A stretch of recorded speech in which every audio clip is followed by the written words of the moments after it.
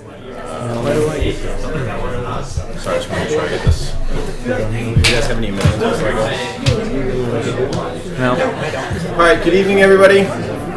Call to order the Ayer Board of Selectmen meeting for April 7th, 2015. You're funny. Thank you. No, not you. Before we approve and amend the agenda if needed, a couple announcements. The parking ban, this will be the last time you hear this, so I'm sure everybody's excited. Winter parking ban officially ends April 15th, 2015. The FY16 Budget Public Forum, which we're all excited about, will be held at a joint meeting of the FinCom and BOS on April 21st, 2015 during our regular meeting. I'm bringing popcorn. I'm very excited about it. Absentee ballots for the town election on April 27th are now available. Nobody's running. Nobody's running opposed, but please vote anyways. Requests for ballots can be made at the town clerk's office during regular business hours, 12 p.m. on Friday, April 24th. And then there's a couple things that we're kind of excited to announce. First of all is Destination Imagination. These students have competed in the scientific, and I'm kind of paraphrasing from the stuff I got from you, Amy, so, and if you don't mind, I'm going to have you come up and if you don't mind. The scientific challenge, Making Waves, at the regional and state competition. This team, the Swanky Six, which I like, achieved a very impressive perfect score. They also had to, the team will be attending. So because of that, the team is attending Globals, and the Globals are, what state? In Tennessee. Are in Tennessee. So I want to thank and commend all of you for that, because that's amazing. I wanted to have you guys here too to explain the program and also about getting to Tennessee, which we can kind of get the word out, the help that you may need. So if you don't mind coming up, Amy, and explaining it, because you can explain it much better than me, but thank you. Thanks for having me. Thanks for coming. So I have to say I was excited to be asked to come and to bring this amazing group of sophomores. I have to tell you that this group, two of them started with me when they were in second grade for Destination Imagination. So this is a long haul process. This is not an overnight type of thing. And then the least we have is 2 years that they've been with us. So we have a combination of great kids. And before I get into Destination Imagination, I need you to know what else they do besides DI. So in this group of 6 kids, you have the lead to the musical. You have the supporting roles to the plays in the musical. You have jazz band. You have concert band. You have soccer, hockey, basketball, cross country, all honor students. You have an amazing group of kids. The MCs to the lip sync. MCs to the lip sync show. All 3 of them are sitting over there. You know, I'm sure I've missed something. They're an entire relay team, Relay for Life. They're the Family Strides relay team. So They're shy. they're very shy. They're very shy. I hope they come out of their shell for at least tonight. Well, we'll see. We'll see. Maybe if we're nice, they'll do so. But they grew to love Destination Imagination. And that program is a program that helps students from kindergarten to seniors in high school learn STEM skills, so science, technology, engineering, and mathematical skills, as well as the creative, out-of-the-box problem-solving skills that we as adults use every single day. We have to be able to solve a problem on the spot, to be able to come to a solution that others will be happy with and will want to work forward to come to the success of that. So this group has had that opportunity in their central challenge this year. They picked the scientific challenge, Making Waves, in which they had to put together an 8-minute play in which the narrative pace changed. They also had to create two sounds that were team created, so they couldn't just play a drum set or crash cymbals. They had to create these sounds. And they also had to create representative sound waves. So they did these things successfully, And as Chris said, at the regional tournament and at the state tournament, when all was said and done in their central challenge, they scored perfect scores. At regions they won, and at states they came in second place because there's other things that go into Destination Imagination. There's also an instant challenge section to Destination Imagination, which is that quick problem solving. You have 2 minutes to build a structure out of these supplies and come up with a commercial on what that building is. Go. Right? We use these skills every single day, every day. So the other thing that I love about DI, I've been part of this program for 13 years, and they run it. They're in charge. I can't tell them what to do. Every single one of them will tell you. It kills me, but I can't tell them what to do. I have to make sure that whatever building we're in doesn't burn down and everyone stays safe, but they come up with their solution. That's what they present. It's not anything that I can do for them. So truly, if you have questions about DI, I think they should be answering, because I know the rules, I know the guidelines, but they're the ones that created their solution that got them to be able to go to Knoxville, Tennessee. We're leaving May 19th and staying till the 24th. It's 3 days of competition in which we will meet students from 48 other U.S. states and up to 14 plus other countries. When my daughter's team went 7 years ago, it was a thrill to meet a team from China, from Ecuador, from Colombia, from Turkey. It was an incredible experience for these kids, and I'm just so proud that I'm able to bring yet another amazing group to the global tournaments again. And so there's 5 of them from Ayer Regional High School, and as I said, they started together when they were, back at Page Hilltop, and one is at Parker Charter. So, but he's part of the gang. We can't do it without him, so he's got to be part of the team. So we're just very excited about this, and so thankful that the community wanted to recognize what the 6 of them were able to do. So. No, it's a fantastic program, obviously, and it's a testament to you that you've been with it for 13 years, and you guys. Mr. Miska's been at more meetings than I have in the last month. So. No kidding. I know. Gonna have his own chairs? Yeah, pretty soon. Why don't you just come up here, all right? He's going to have a nameplate. So in terms of, I know, so just funding-wise is... Funding-wise, yeah, that's for fine. Destination Imagination, we are attached to the school system. However, there is no budget for a team to go to globals. As I said, the last team that went was my daughter's team, and that was 7 years ago. So this is not something that happens on a yearly basis, something that they've planned for. So we are fundraising by things like calling the grandparents, the aunts, the uncles, all of that, as well as trying to do some corporate fundraising, but without an account that's attached to Destination Imagination, it's difficult to do corporate fundraising, as I'm sure you can understand. So we do have a GoFundMe site that people can donate to, in which John Bishop, who's wonderful and has been helping us with DI, has got the information, which I can leave with you as well, to help out this team. But it's going to cost a little under $10,000 for 8 of us to go, because there's 6 students and there'll be 2 chaperones. So I'm bringing another chaperone besides myself. So the school felt more comfortable with 2 of us instead of just 1. So that's the cost that will be incurred, and we be begging on the streets. So And we should be able to put that up on our Facebook page, right, Yeah. Carly? I would think so. Yeah, so we can promote that on the town page as well. Amy, what's the website?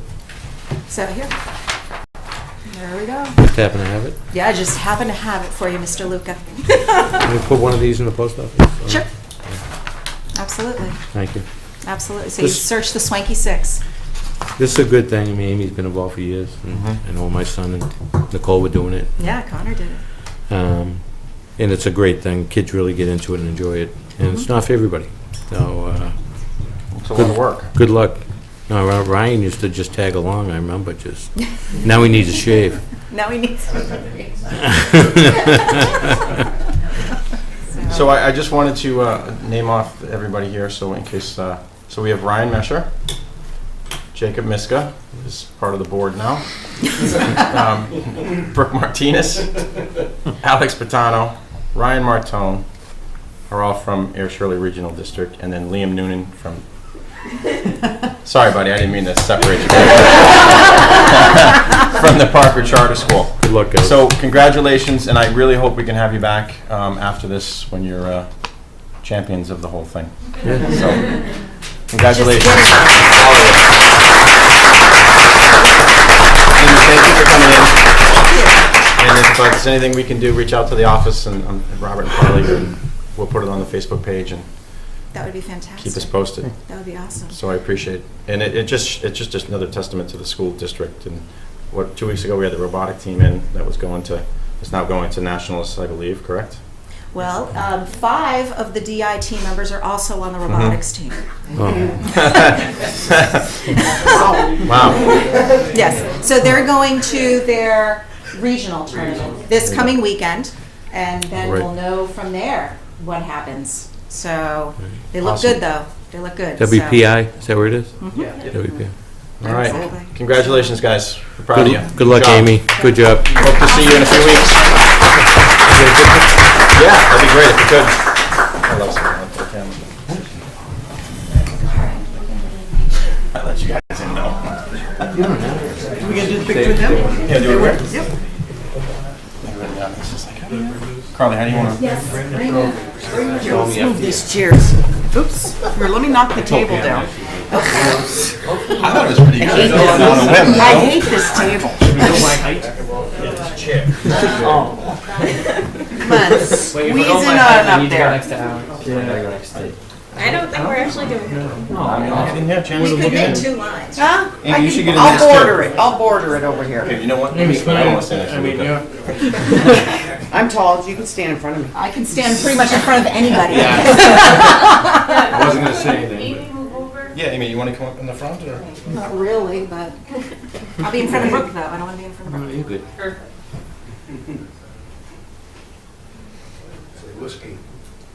Whiskey? That's a new one. We're under 21. You got a problem with that? Hold on, the chairs are lining up. Okay. All right, good luck, guys. Thank you. Thank you for coming. Thanks so much. Nice seeing you. Thank you. Thank you. I think that one. All right, so. All right. I was going to sit here. I'm going to take them now because we're headed back into musical practice. All right, great. Thank you for coming in. Have a nice evening. You like the 3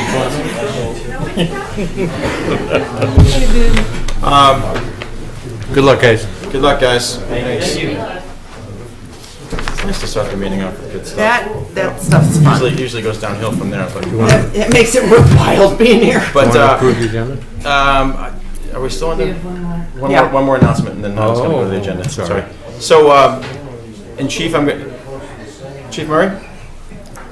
Just, Oh, we caught you laughing and smiling. Ooh. so, I'm not sure much about this, but this is another great thing. It's a National Public Safety Telecommunications Week, presenting a citation to Chief Murray. And Chief Murray will be accepting on behalf of the dispatchers for National Public Safety Telecommunications Week.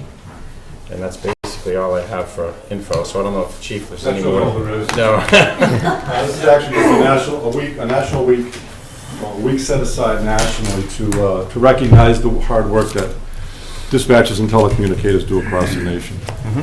Every other year, I'd like to come before the board and ask them to at least recognize our dispatchers locally by making a proclamation to that.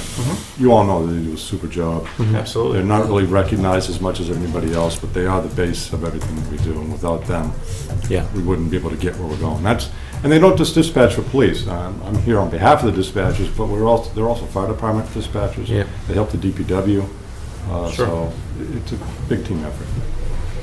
Well, Chief, on behalf of the board, from the 3 of us, we'd like to present you with this certificate of recognition for all of them, because we do appreciate their hard work. That's great. And I'll pass that along. Yes, please do it. I know you get some more good news later on in the meeting too about some other things, grants and whatnot. Oh, So, yes, Yes, yes. so we're happy to talk about that.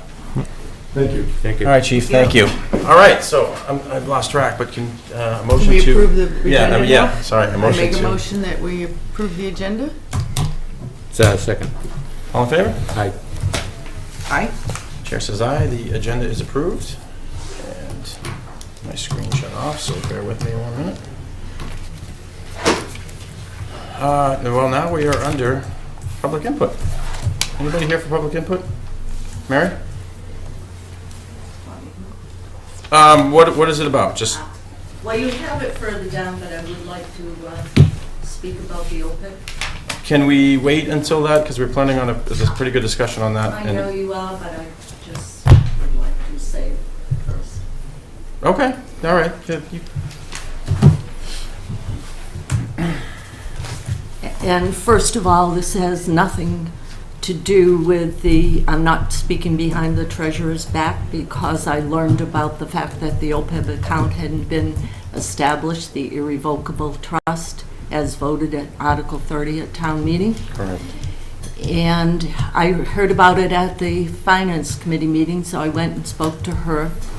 And I said this should have been done, and she told me that the company did not want to do it. And I said, that doesn't make any sense to me, because they came, Paul Tedesco did a very good presentation here. And she said, no, they don't want to do it, and we're going to have to vote it again this year. And I said, that still doesn't make any sense to me. And then I went back through my minutes, and I noticed that on your July 15th meeting, you had brought it up, and I believe that the town administrator had sent a letter to the treasurer. And she did tell me at that time, I also went, and she said it takes time to do this. You just can't do it overnight. I said, ratchet it up. Put it at the top of your agenda. This needs to be done because they have very good interest rates, and we need to get that account established. So that's why I went again, like I said to her, and it didn't make any sense. So I just wanted to bring that up tonight. No, well, thank you for looking into that, and I think we'll be showing later on tonight why it was important to get the money, as town meeting voted a long time ago. Yep. Why it needs to be done, but You we'll know, elaborate. Town meeting vote.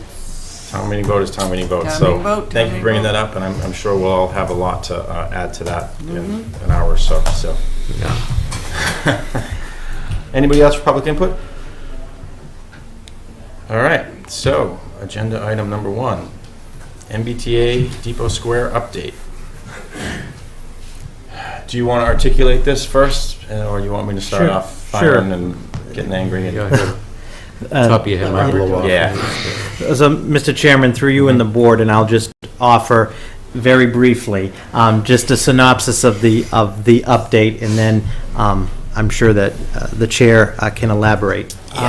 So this is regarding the ongoing MBTA Depot Square issue, and just to reemphasize for everyone, this remains a property dispute between the MBTA and Mr. Berry. However, what's at stake with this dispute is it is currently holding up $4.2 million infrastructure improvement in the form of the rail trail, commuter rail surface parking lot, and access improvements. And until the property access on Depot Square is transferred to the town of Ayer, the FTA application is held up until you demonstrate that that access belongs to the town. With that said, a series of negotiations remain underway. On March 18th, there was a site meeting and walk that the chair and I attended with the MBTA and Mr. Berry and his attorney. And since that site walk meeting, what is developed is first, and this is all public record, first, the property owner has filed a suit in the land court, which has been held in abeyance for 60 days, pending a hopeful resolution to this. We've been explained that he felt that he needed to do this to protect his interests, and for the record, that lawsuit is between the property owner and the MBTA, not the town of Ayer. Subsequent to that, the MBTA has since hired or has engaged VHB Engineering regarding the engineer and design of the proposed boundaries of the access way, as well as some other engineering, looking at some options pertaining to this access issue. The MBTA has engaged their counsel in preparation to defend their interests in this lawsuit. And the MBTA, which we also verified in consultation with the FTA, the Federal Transit Administration, has confirmed that the town's grant funds at this time are not in jeopardy of expiring or sunsetting. I would add, as everybody knows, that of course that's always subject to the political climate, if you will, in Washington, D.C., and could change. But as a result of that, the MBTA has advised MART that in consultation with the FTA to proceed, meaning MART, to proceed with the procurement process to get a design engineer firm on board regarding this project. Lastly, the MBTA has indicated that once their work with VHB engineering is done and they have these proposed schematics defined, they will re-engage the property owner with respect to resolving the land issue. So that, if you will, is sort of the technical chronology of where it stands now. Of course, time still remains of the essence and concern as we're now into April. It's very likely that the construction season may be missed again for another year. We don't know yet. Lastly, we do have, for the board or through the chair, just a slide progression of the photos of the current situation and the proposed situation. These were taken recently just to show, go ahead. This is obviously to the right of the chain link fence is the proposed conceptual pedestrian way, and if you will, the issue and dispute has largely to do with that fence boundary. And then this currently, per the MBTA and the easements, currently there's access to the platform, as most know in Ayer, basically through Mr. Berry's property, if you will. Folks often come in this way and then around what is often referred to as the Advocates Building to the platform. And there's the access to the platform. And this is the access also to the platform. And the intent of the project clearly, if you accept it conceptually, clearly would define not only Mr. Berry's property, but it would clearly define an access to the platform. And you can see from these pictures, and to his credit, the chairman of the board, Selectman Hillman, has mentioned starting back in May of 2014, his, and I know many share this as well, concerns about various conditions in terms of safe access, which some in the scope of the project, the 4.2 million project, some of these would be addressed, and others, frankly, need to be looked at as well. And, okay, and then this again is looking, if you're looking from the other side of Main Street, where that hydrant and the tree is, more or less, that's the proposed pedestrian access. Obviously, that would be landscaped and altered, and that again is the proposed pedestrian vehicular drop-off, and that's part of that drop-off area minus the mountain of snow. And then this is along the Advocates Building, and the town, this again along the Advocates Building, the town, as of May, again, through Selectman Hillman's efforts and David Mahar's efforts, is prepared. We had anticipated in May that this transfer would have already occurred, and there is a plan already for the interim lighting to light this up. But obviously, those lighting improvements cannot be made on private property until the transfer. Go ahead. And then this is behind the Advocates Building, which would be the new proposed pedestrian access. And it's important to note that the scope of the project involves this being properly graded, proper drainage. As you can see right now, the drainage would go right onto the asphalt, as well as illumination and some other improvements there. And so, again, just these photos to sort of illustrate for the public's benefit, again, emphasizing conceptually sort of what we've talked about, because many have asked. And that fence, if you will, which that fence was put up by the private property owner, that boundary has been sort of the, if you will, the issue of dispute.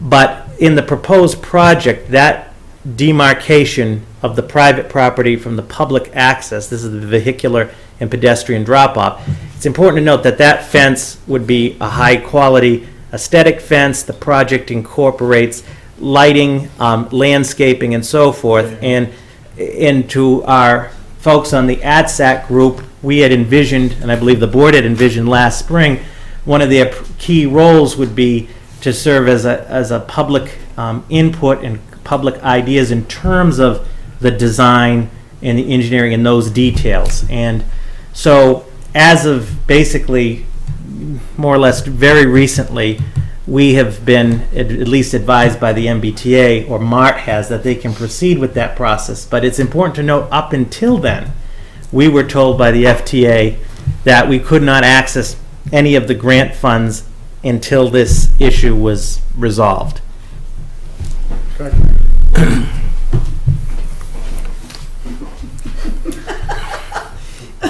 We didn't ask for this, okay?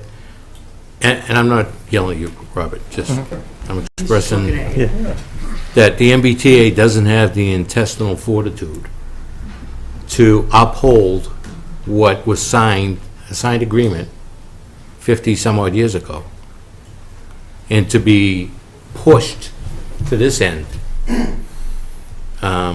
It shouldn't even come to that. Bottom line is, what they signed should have been what they should be enforcing, not even this. All along. Yeah. Yeah, to We're in that, the you middle know, of you know- the Hatfields and McCoy. You know, I'm hearing that, you know, they improved the property, they put in hot top and for handicap access. They did that before we even started these discussions. that's, That, yeah, Yeah. that's correct. that fence and that went up before, last April. It was the day of the election, or Almost the day here, before the election, yeah. yeah. That Mhm. weekend, Yeah, yeah. exactly. So, I don't know what I believe from the MBTA anymore. Obviously, they're a partner in this with them, and we're just on the outside looking in. Mhm. Yeah. But they need to find the intestinal fortitude. I can say something else, but to No, I'm right there with you. strap them on and, you know, We've heard different stories.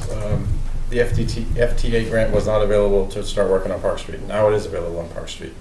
We've had communication. We could not have communication with Mr. Berry and Mr. Pastor. Well, there was communication with Mr. Perry and Mr. Pastor, but they just weren't telling us. I went on radio silence over the weekend because I couldn't handle anymore. I've been banging my head against the wall with these people. I thought you had an aneurysm. We hadn't heard from you. Yeah. Some of you who haven't been privy to my, every Be thankful. 2 or 3 weeks, I Yeah. essentially launch a missile to motivate, and then everybody gets all revved up, and then it tends to slow down again. So I hope that doesn't become the case again, because every day that this ticks by, this is going to happen, but $4.2 million was not what it was. Is not going to get us what it would have 2 years ago. It's not going to get us what it's going, and it's certainly not going to get us what we can get now for it. So as the economy grows, products cost more. So we're not going to get our bang for our buck. I'm not even talking about that. I'm talking about the stupid access. No, and you know- we shouldn't have, that people in the community and outside the community have to fight to get on the train. And the other thing is, the landowner is not 100% to blame at this at all, and I know that is a misconception. This goes both ways. I've contacted the delegation, and I'm going to be truthful here. I'm incredibly frustrated because as soon as we contact the delegation, they contact the MBTA and then tell me that the MBTA says they're working great on it. What's the problem? Well, obviously, my issue is with the MBTA, so I'm not sure why their information is being sought before ours, and ours is being dismissed. So I could be taking that the wrong way, but I'm quite frustrated with all three of our representation on this. I don't think they've been vocal. I got to be completely honest with you. This is not tolerated in Littleton, it's not tolerated in Acton, it's not tolerated in Groton, and it's not tolerated in Lunenburg, where the delegation lives, their hometown. For some reason, this is tolerated in Ayer, and it frustrates me, because this is one of the busiest stops. Robert and I were down there last Thursday, and happened to run into Mr. Barry, and he said, watch this. And the train got off, and 4 cars right in front of Carlin's. People got off the train, hopped right in the car, and drove off. And then people, coming in and through, and it was just a nightmare. And it's a very frustrating situation to be told that they're working on it. They're working on it. If you don't know, the MBTA has more power than I think any entity, or any railroad has more power than most entities in this country. The laws were written in 1860, and they're still right there with them. So, ATSAC, if you have any questions or anything we can fill you in on, I know we've been trying to keep you up to date, but I can assure you that we are working as hard as we possibly can on this, on top of everything else in town. Is that? Hi, Kathleen. Mr. Chairman, I have Yeah. a statement from ATSAC. Sure. Please come up.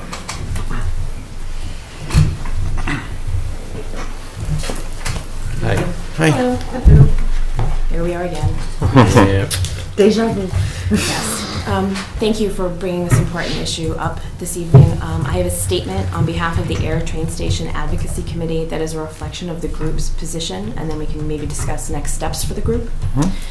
Now that the negotiations have stalled between the MBTA and Philberry, and the issue has moved to land court via Philberry's suit against the MBTA, ATSAC is advocating for a more forward-facing role in the transmission of information to the commuters who use the station, and are eager for updates on the status of a resolution and the prospect of additional parking. Many of them are here tonight. We are proposing that I would be the direct liaison to the town administrator or his designee for the purposes of status updates and a clear line of communication between the Board of Selectmen and our group.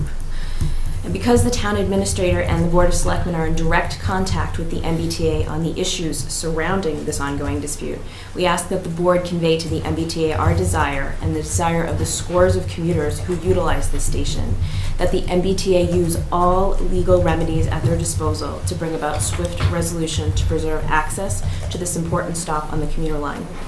Please let the MBTA know that the commuters are willing and eager to provide public support for the process of resolving this dispute and are continuing to inquire about the status on an almost daily basis to members of ATSAC.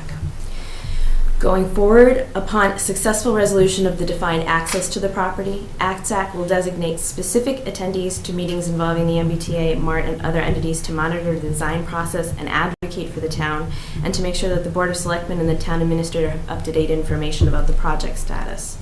It is our intent to act not only as an advocate for the commuters, but also more specifically for the town, to make sure the wishes of the residents of the Board of Selectmen are heard and incorporated in the plans. Thank you for the opportunity to address you this evening about this ongoing issue, and we look forward to a more active and involved role now that the process is all a matter of public record. Thank you. Do we need to like lay down on the tracks or something? I'm thinking, Chain yourself to a car? Or? We have, you know what's funny? Oh, I'm sorry. No. I was just gonna say, they built the Hoover Dam in what, like, in with backward technology that. God only back took then, 7 days. You know, and they brought it in under schedule, and yet this has gone on for this many years because, Ted Kennedy Library got you built know, in 35 seconds. exactly. I'm sorry, just, no, it's fine. I mean, you from know? the perspective of the commuters of whom I see on a daily basis who ask what's going on, and I say, you know, it's still a negotiation and there are a lot of issues going on. You know, they're still willing. I mean, I think part of it is a lot of it to me seems that the MBTA sort of starts up and then just lets everything slide. And so, I mean, I would agree with you, and I think Definitely. Carly and Yeah. Robert can It's attest been to that. very It frustrating. tends to be a real, somebody lights a fire and they Yeah. sort of wake up and then That's everything Robert's goes job. back to status quo. So as far as, you know, how the Ayer Train Station Advocacy Committee can be helpful, you know, in terms of catching, contact them. Honestly, your communication, I know yourself and Harry reached out to Mark Boyle. They're very concerned about public opinion. They are. especially right now. Yes. Yeah. And I know, and granted, we are a small town. They have a million things going on, but this should have been resolved long ago. Yes. 2010, 11, 12, when this was all coming about, or however long ago. It's gone about all backwards. We had suggested them surveying the property, how long ago was that, Robert and Carly? 3 months ago? That we suggested the property be surveyed by them. At least 3 months. They didn't want to pay for it. And that was an issue. Obviously, you're out there measuring off things. I mean, we're not surveyors. And now suddenly, because it's become an issue again, they hired a surveyor to survey the property. Well, that should have been the first thing that was done. And unfortunately, that'll grind to a halt. Well, it won't, because we'll keep on them. But your reaching out directly to them is helpful. And I know since Friday, when there's been no communication from us really returning from them for the Easter weekend, we haven't heard a thing. So it's very much, we have to push forward. And in terms of, I really have to stress this. I mean, the landowner's done some things that I wouldn't have done. This cannot be blamed 100% on him. This has gone back and forth. I truly believe that there's a will to have a settlement there. It's just a matter of coming up with one that fits what the FTA is telling us. And unfortunately, some of the stuff that we've heard has been changed, come back, you could do this, you could do that. So It gets very confusing trying to keep up with everything that's going on. When you give us the info, it's like, well, wait a minute, yesterday. yeah, no, and it's hard And because today, and you know, you feel like you're in the twilight zone or something, you know? we are the ones pushing it every single day, the town, and mainly Robert and Carly, and they're the ones that can make the decision. So it's incredibly frustrating. So I would hope that the group can get together and push our delegation too, because I'm not trying to throw them under the bus, because I know they have a rapport with the MBTA, and that's great, and I'm sure it's good. But I mean, there's some stuff that's gone on that is frustrating to us, and the answer of, well, I talked to them and it seems everything's great. Well, that's our problem. Right. So, like I said, that's not accepted in other towns. That's not. I mean, I think that would be not happening in Groton and Littleton and Concord, Lunenburg. So. And it shouldn't be happening here. We shouldn't have to be dealing with that. And I apologize for everybody that's been dealing with that. I didn't get a true view of it until last Thursday, when David Marhart and Robert and I went down there at the end of the day and saw, and Gary, you'd be amazed, the junk steel that's just been left by the MBTA. I mean, just I walked down the street. it's deplorable, really. So, anybody else have anything to add to this? I really, truly believe, I'm going to knock on wood, I think we can have this wrapped up soon, in a month. I'm being optimistic. I took my medicine tonight. People have died waiting for this. I know, and This maybe, goes yeah. back. If I keep sending emails like I have, I may too, but, I was We're- 3 inches shorter when this. so your help has been instrumental, because I know they are very concerned about your opinion, their public opinion. And the more you keep up and the more you're out there yelling at them, not us, but you can yell at us if you need to, because we're frustrated as well. No, it's not. The last I mean, meet- our issue is it's the same issue that you have, is Yeah. that it's two parties talking to each other, information is not being conveyed. It seems like things come in fits and starts, and no progress is made despite other people's best efforts. So Robert, it's- and I would actually add, it's like 4 parties, because you have Mart, who's a major player too, and they've been great, honestly. Bruno Fisher's been fantastic to deal with on this, and then you have the FTA, who has been good. We've reached out to them more recently.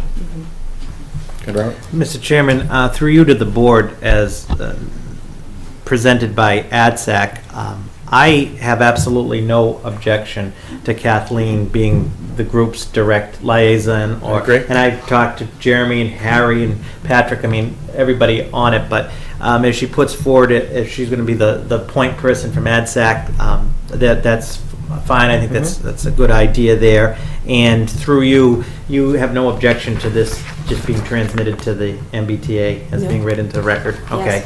And just lastly, just to emphasize something that Selectman Luca had mentioned, just for everybody's benefit, that I know many here tonight have been very involved in this.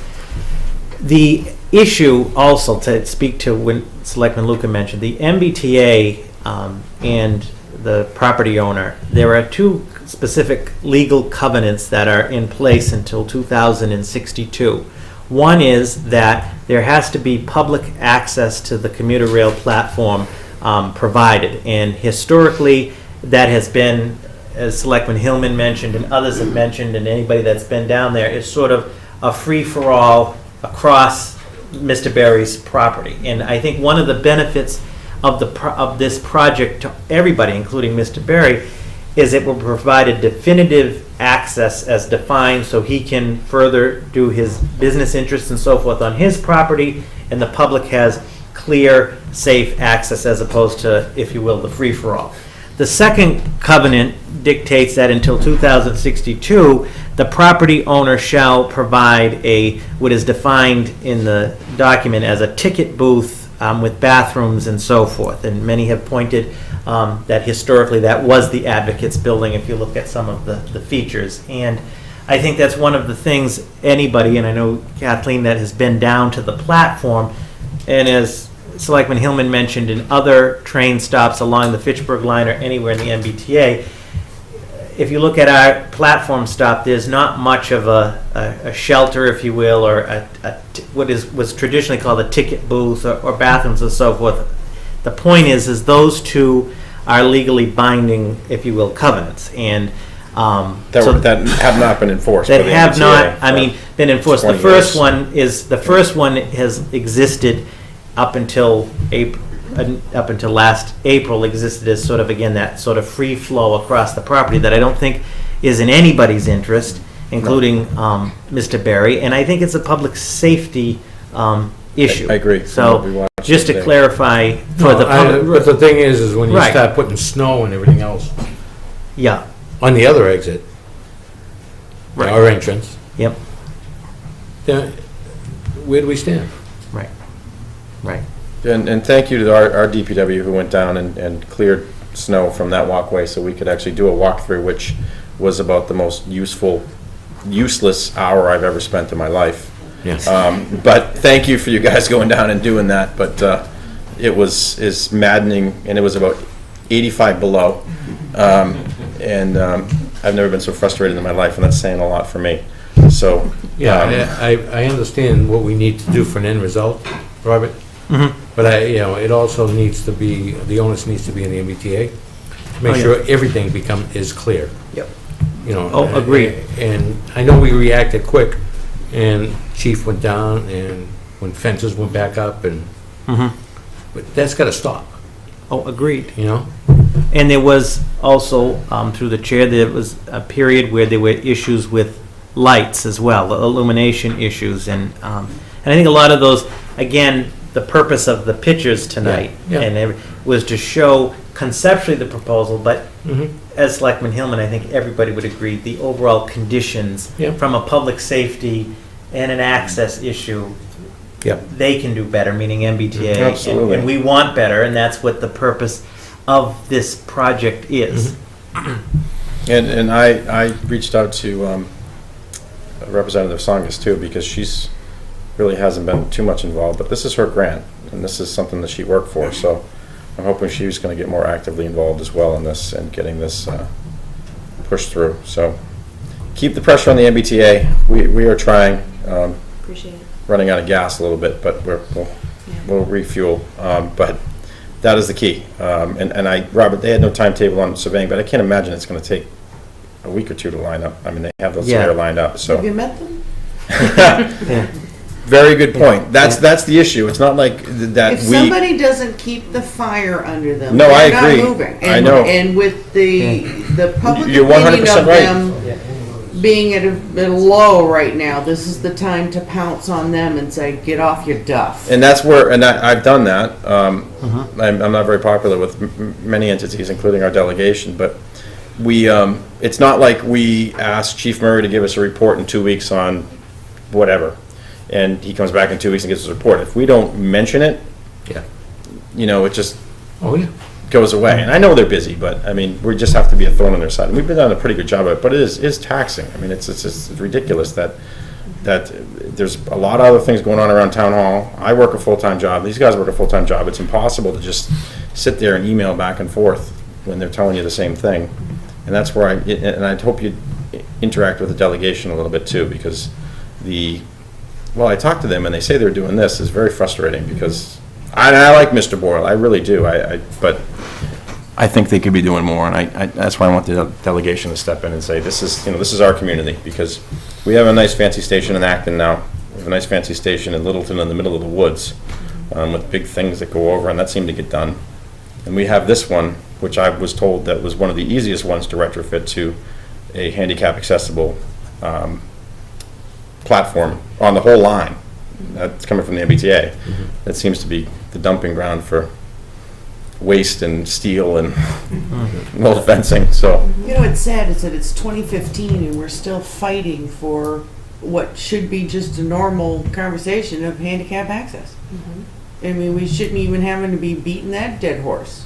It should just be, that's it, handicap access.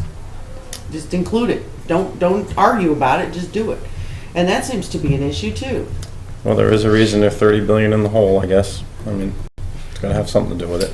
Well, and it's, and I agree with what you're saying as far as they're busy, but We're all busy. give me a break because everybody in this room you is got busy. a list of things to do, and eventually it's got to roll back to number one. And for some reason, And I applaud all you They for don't standing want- out on that platform this winter. I don't take the train that often. My goodness, with the delays and stuff. I mean, there's no shelter really, No, there's nothing. and it's the day we were out there was on record. Carly was just about turning blue the day we were out there because it was so windy. But it was yeah, it was awful. So kudos to you people who have to get up and go stand there and wait for a train to be 40 minutes late in a snowstorm. So my hat's off to you. So I would encourage all of you to write letters or through Kathleen and reach out. Mr. Boyle is very accessible. I will give him that. He's very responsive. And I know you've reached out to him and he does respond. So please keep that up. And I am somewhat confident that there is movement on this. I've spoken to the other side and I feel like there's benefits for them to have this done too. And I think this can be worked out. It's just a matter of getting it done. Rick? Thank you. Yeah, has the Yes, board Simon. thought about public safety crossing that road? I know that there's a cruiser there, but once in a while cruisers get busy and they can't be there. And those people fly across that road. They don't care about crosswalks or anything. All they want to do is get their car. And somebody's going to get hit there. And somehow, I think this board is going to have to look at public safety on that road. Well, I agree, and I think that is part of the MARC project for the crossing. But I would also add that that's the issue right now in 17 different places where these people exit these buildings. It can be anywhere from across the street here all the way down to the mobile station where people are going up Pleasant Street. And there's another issue. People are parking in neighborhoods to platforms. So, I mean, I know. It's getting worse too. And so the idea is to put everybody in one spot there with crosswalks, with buttons. I mean, obviously, you're right, the police can't be there all the time, but, and is there any more to add to Well, that? on that note, it would be greatly appreciated if, when it's dark out, that everybody walking at night, wear something a little more reflective. And that will be all lit Perhaps, too. I mean, you can see And my use the headlights crosswalk. probably before I can see you, so, maybe not just pop right into the middle of the road. and, Right, use the so, crosswalks. that would help for the interim. But I know I've had a couple surprises where it's like, whoa, where'd you come from? Well, if they're all coming out of one area, it's a lot easier than, They've been on that train for an hour, and they just want to get there. no, I agree. An hour, that'd be a good day. Yeah. Maybe soon, back to an hour. Anybody else have any questions or comments from the outside group? Sir? What's the opportunity to get a mediator from the Attorney General's office? There is, I don't want to answer this because, I mean, to some degree, there isn't a lot to give in terms of what we can go minimally and meet standards. So I don't think we're at that point yet. I think both parties are very close. We're talking feet now, and it's more turning radiuses for other parking lots and what we can get to fit cars in there. So I don't think we're there yet. I think the problem being was the MBTA did not present the plan in advance, which this room suggested.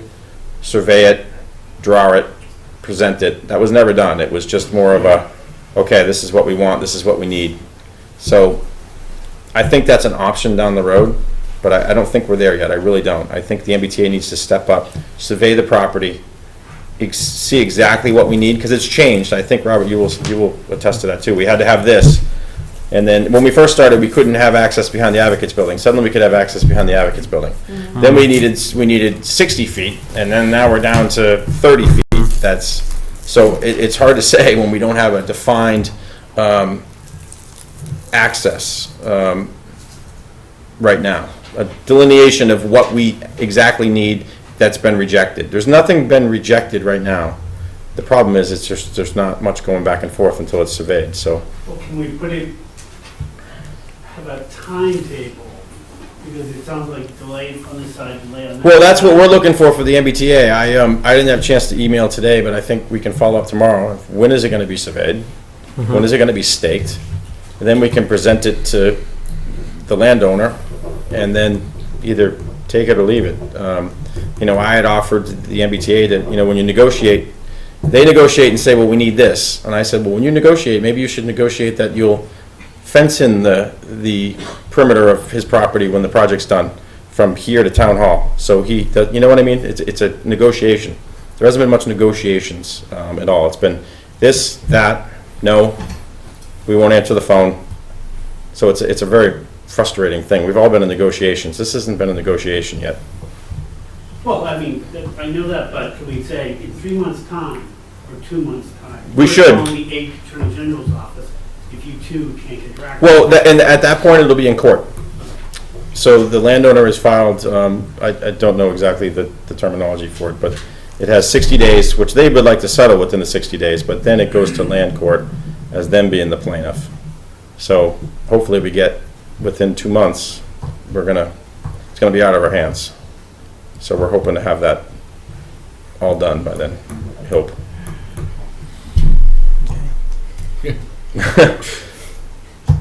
Anybody else? Thank you for coming. Thank you. Thank you. We will be in touch. Thank you all. I can assure you we're working as hard as we can on this. I didn't even realize David was here.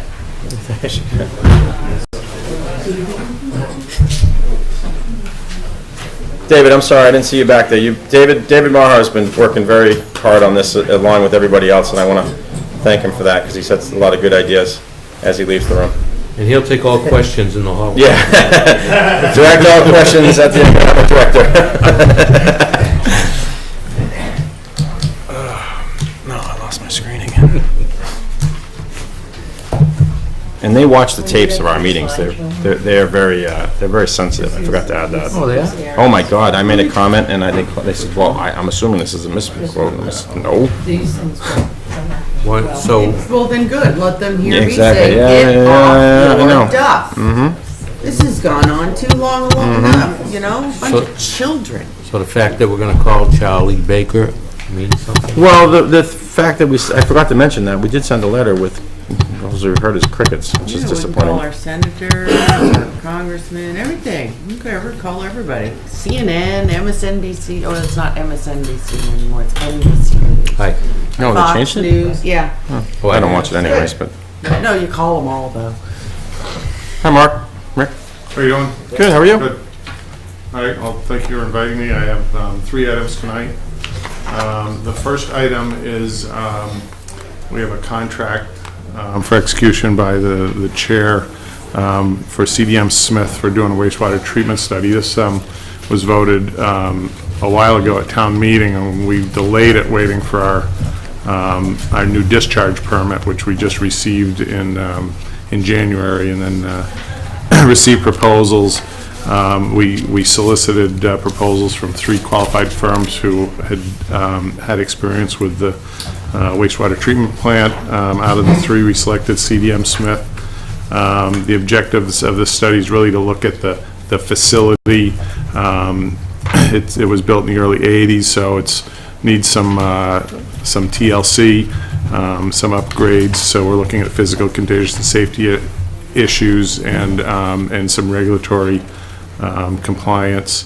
We also want to look at the efficiency. We know that we have some older equipment that's not operating as efficiently as possible, and then look at the treatment process to meet the new discharge permit requirements. And what they'll do is develop a 5-year and 10-year capital improvement plan for the facility, and we've set up the project so we'll begin putting in an asset management plan. So we'll basically categorize all the equipment, do condition assessments and risk analysis on that. And so I have 3 copies of the contract for signature by the chair.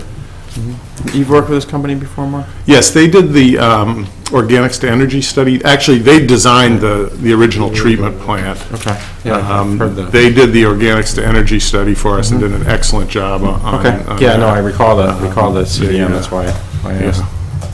Gary? Make a motion to approve the contract between the town and CDM Smith contract, CDM Smith for wastewater treatment study, engineering services related to the wastewater treatment facility evaluation and capital improvement plan, with signature by the chair. Seconded. All in favor? Aye. Aye. Chair says aye. Motion passes. Just one signature, Mark? Yes. 3. Oh, 3. One signature 3 times. Where it says owner on Owner, the, right there? yeah. And I'll fill in all the dates. Yeah, all right, thank you.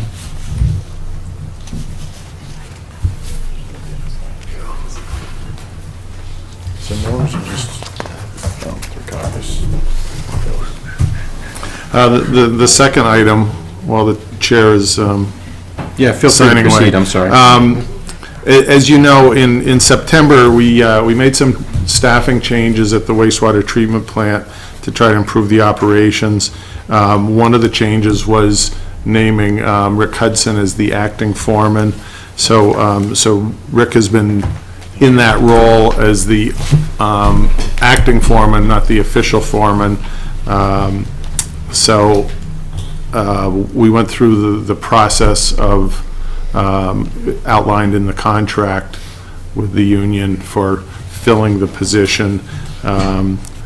Rick was the only person who expressed an interest, which is the first part of the process is express an interest. And Rick and I have been working closely since September to try to improve the operations, improve the treatment process, and start developing programs that will improve the efficiency at the plant. So Rick's been with the town since 2008. He's been, like I said, working closely as the acting foreman. We communicate on a daily basis.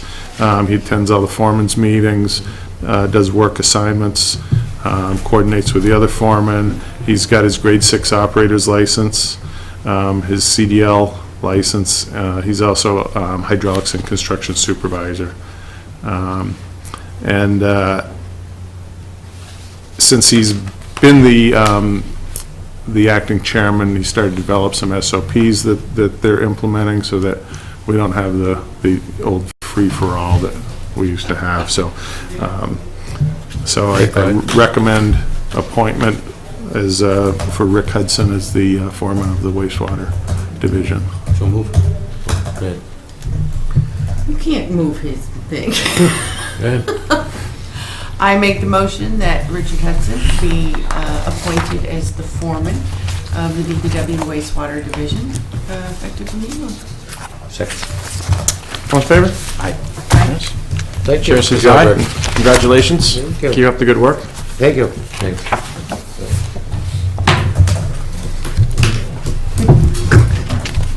Now get to work.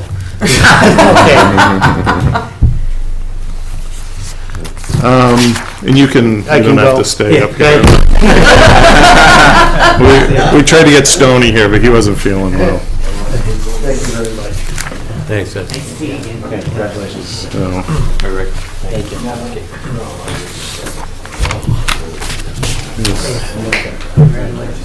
handouts on the.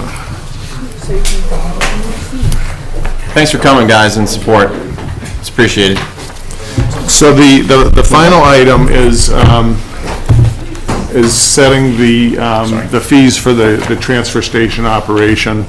And as you may recall, this was previously under the Board of Health, but since the DPW is responsible for developing the budget, for managing the budget, managing the operations, we shifted the setting of fees to the DPW. And so in the process, I met with the town accountant, and we worked together on developing some numbers on this. Just a little bit of an overview. So the solid waste disposal and the transfer station operation, it's an enterprise fund, which means the rates, user fees cover the operation to a certain extent. We have a separate accounting system, so I get a separate budget item for that. The budget gets voted separately from the general fund. Both the primary revenue stream is fees from selling the annual permits and the pay-as-you-throw bags. We do have a few other items such as bulk item stickers, and we do get a little bit of revenue from our recycling. But the big bulk of it is the permits and the bag sales. We do subsidize the budget with the general fund, and as I mentioned, this is the first year the DPW has set the fees.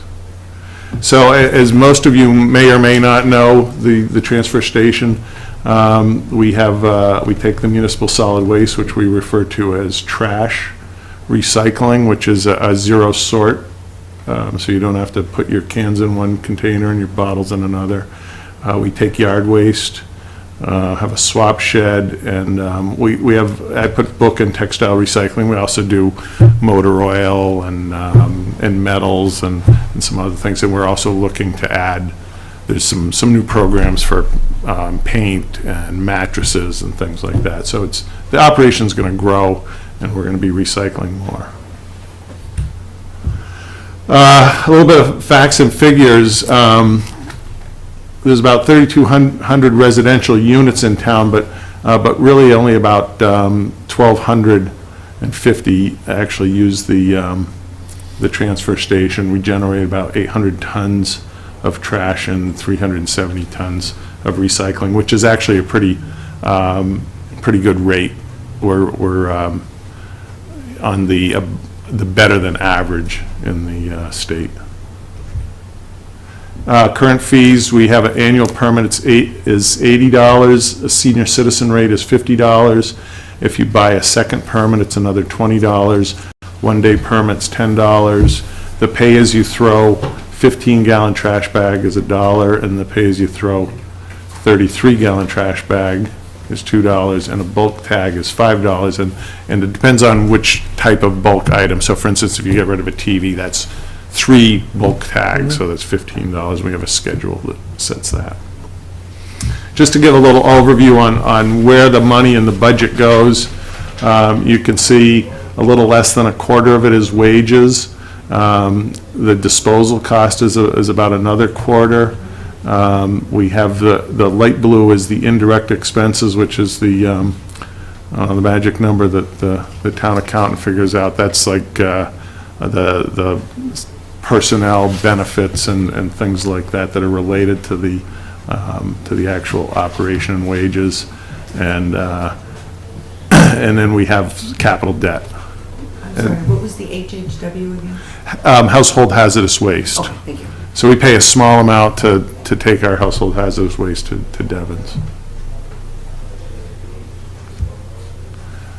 So the FY16 budget is about $508,000. That includes a debt exclusion, which is related to the closing of the landfill and the construction of the transfer station. We have in the past had a general fund subsidy last year, or in this fiscal year, it's about $177,000. So we did put in the budget this year to try to keep that the same. And what we've tried to do is have it go down every year so that it becomes less of a percentage of the operation. We added in some free cash. We have about a $73,000 free cash in the enterprise account right now. And so we're taking a little more than half of that to help offset the fee adjustments. And so we need to generate about $224,000 in our bag and permit sales. So, and as I mentioned, we have it's actually about $74,000 in the reserve, and we're going to use some of that for rate relief, and we'll be able to use it in future years, what's remaining. We're also one of the issues related to this year's budget is our contract with Casella Waste Disposal is up at the end of this fiscal year. We just advertised for a new contract. We're expecting the number on the waste disposal to go down. We're expecting the number on the recycling to be not as good as it has been in the past. There's not as much of a commodity market as there has been, but there could be some savings there, but right now we don't know exactly what those are. We also included $175,000 for site improvements, primarily some paving and equipment pads, and that's factored into the budget. The station operates as a pay-as-you-throw, so basically, if you bring one trash bag, you pay less than if you bring two trash bags. And also, and the next slide shows this a little better. One of the issues with the transfer station operation is that the number of permits we sell every year is decreasing slightly. So, so one of my strategies for the year is to market the transfer station, because even people that have pickup at their condominiums or apartments, there's a benefit to using the transfer station with yard waste and recycling and things like that. So I think there's some new people move to town and don't even know that they have an opportunity to go to the transfer station. They obviously don't know how exciting it is up there, because I think Gary's going to be up there campaigning. It's very exciting, yeah. It's going to be a cricket. And one of the other trends that this shows is, which makes it a little more challenging also, is the light blue is the number of regular resident permits, and the dark blue are the senior permits. And you can see the light blue is going down every year, and that's, they pay more than the seniors. So we are having a little bit of a drop off in revenue on our permit sales. So what we did was we set up a spreadsheet rate model and plugged in some assumptions on how many permits we are anticipating selling, how many bags we're going to sell, and then we could put in different rate scenarios and see how much revenue they generated. And so we plugged in 8 different scenarios, and here's the different ones we looked at, and I bolded the 2 that come close to the 224,000 that we're looking for. Number 4 is increasing the bags by 50 cents, and another is increasing permit increase by 5 cents and increasing the bags by 50 cents. We also looked at adding a 50-gallon bag at $3.50 to see if that would generate enough revenue. It doesn't quite, and one of the problems with doing that is I talked to our bag supplier, and she said Groton's the only town that she knows in Massachusetts that uses a larger bag, and that's primarily used by the schools and some of the other bigger operations.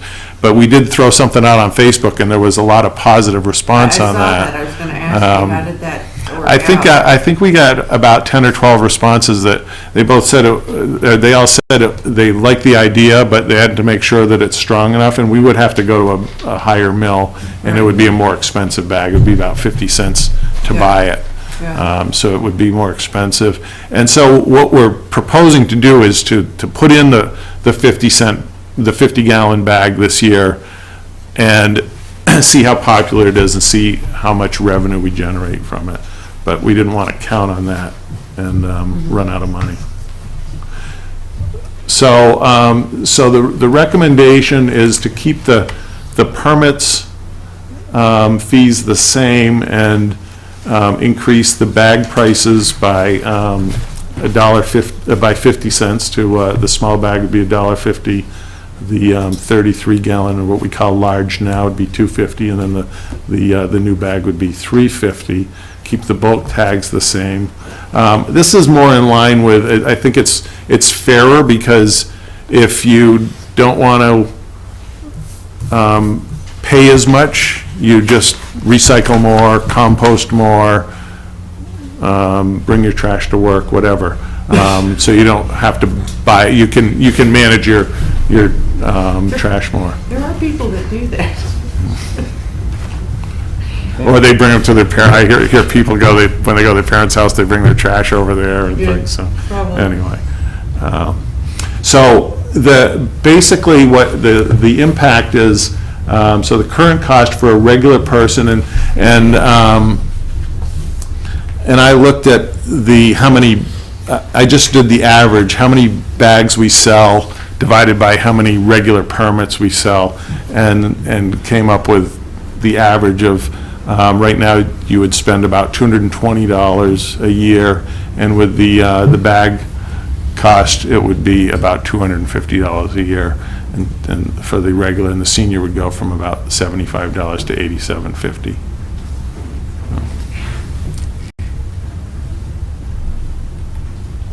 That's it. Still seems pretty reasonable. Yeah.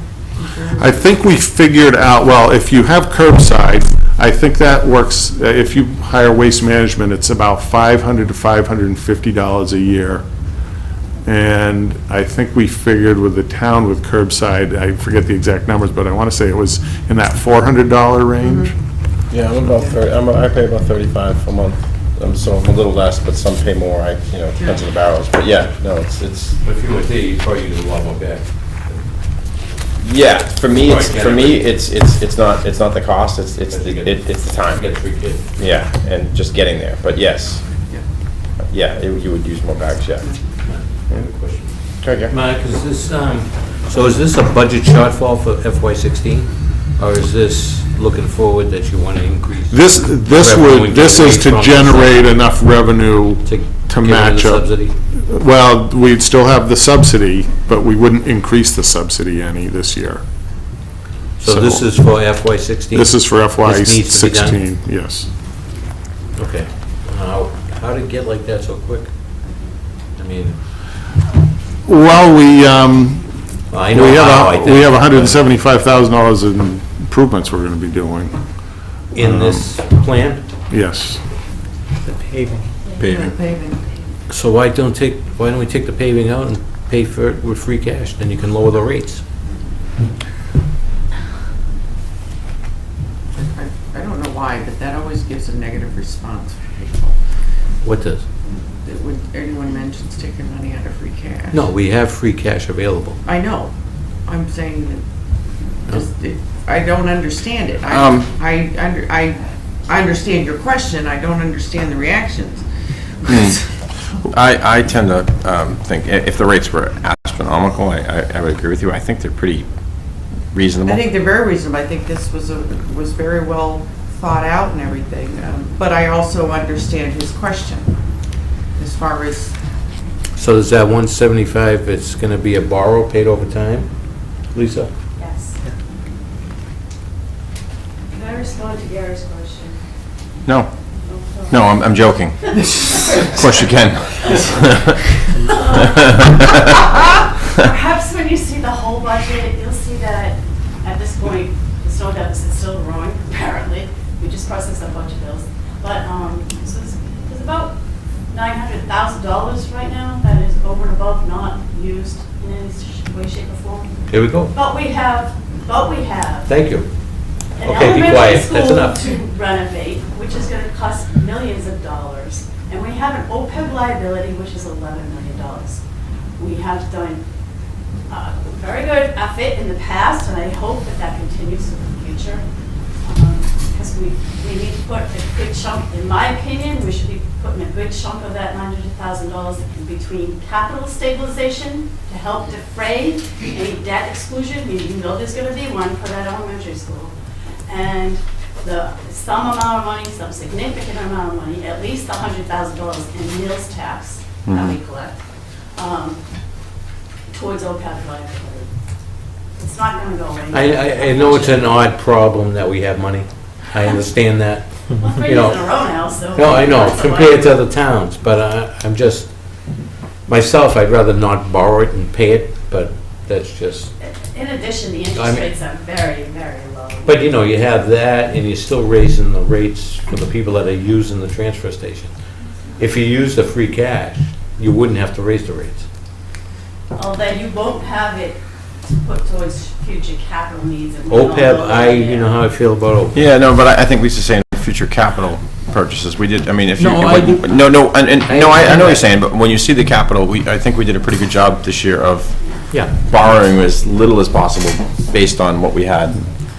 Well, just to kind of bounce off a bit of what he said too, is, I mean, last year, the bags the price was increased, so, you know, we increased the bag price. I think that this is very reasonable, but I also understand what he's saying too. So the bag prices were raised last year, and we are raising the bag prices again. And if there's another way of doing it to not have an increase, I'm with his conversation. So I think this is very well laid out. I think it's reasonable. They have to go up every year. Well, that's the thing. When we're raising rates every year, at some point you gotta say, what's going on here? Well, half of it's wages and indirect costs, Right. just about. And users are going down too, so you don't have as many people using it, costs go up. Yeah, costs go up. Costs is So, increased, right. And we're also doing some infrastructure up there that we've been putting off. Which is Yeah. fine. Oh, yeah, no, I know understand you're that. fine with it. I'm just, yeah, it's hard for us to see anything that goes down. I mean, we'd all love to see it, but nothing seems to go down in bills for any of us in a Well, year. it can, but. If you're gonna have less people using it, aren't you using less transportation? Less work? Mary's. Oh, I'm sorry, I was just waiting for, I thought Rick was asking the question. I got you, Mary, Rick had it. Go ahead, Mary. Before you start spending all the free cash, I'd like to remind everybody that there is a compensation plan that's going to be brought forward, that classification for the fall, so we have to have some money for that. Well, we wouldn't use free cash for that because it's a reoccurring expense. So we'd have to have a raise and appropriate for it. If there's some that's owed for this current fiscal year, yes, and we will probably have free cash available in the fall. Again, how much, Lisa? We don't know that. I'm just I making a guess- point, and I just, I guess I do have to ask is, you know, we constantly, the subject of free cash gets brought up and everybody goes, no, you can't use it. Well, isn't it there to be used?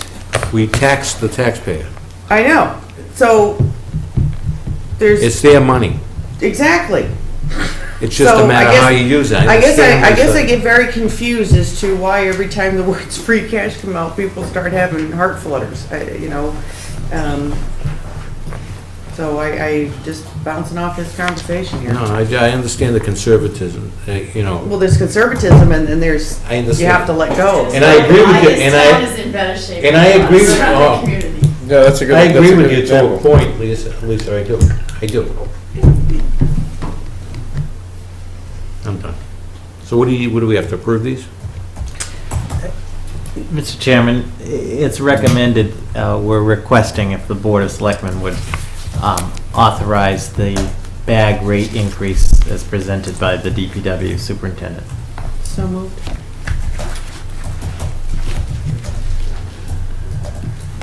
I'm sorry, Janice, did you say something? Yeah. Oh, I'll say second. all right, I'm sorry, I didn't hear Janice, I apologize. All in favor? Gary? No. Janice?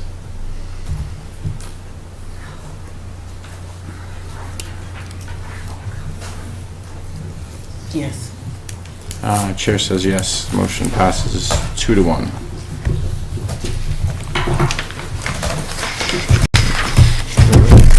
Thank you. Is that it, Mark?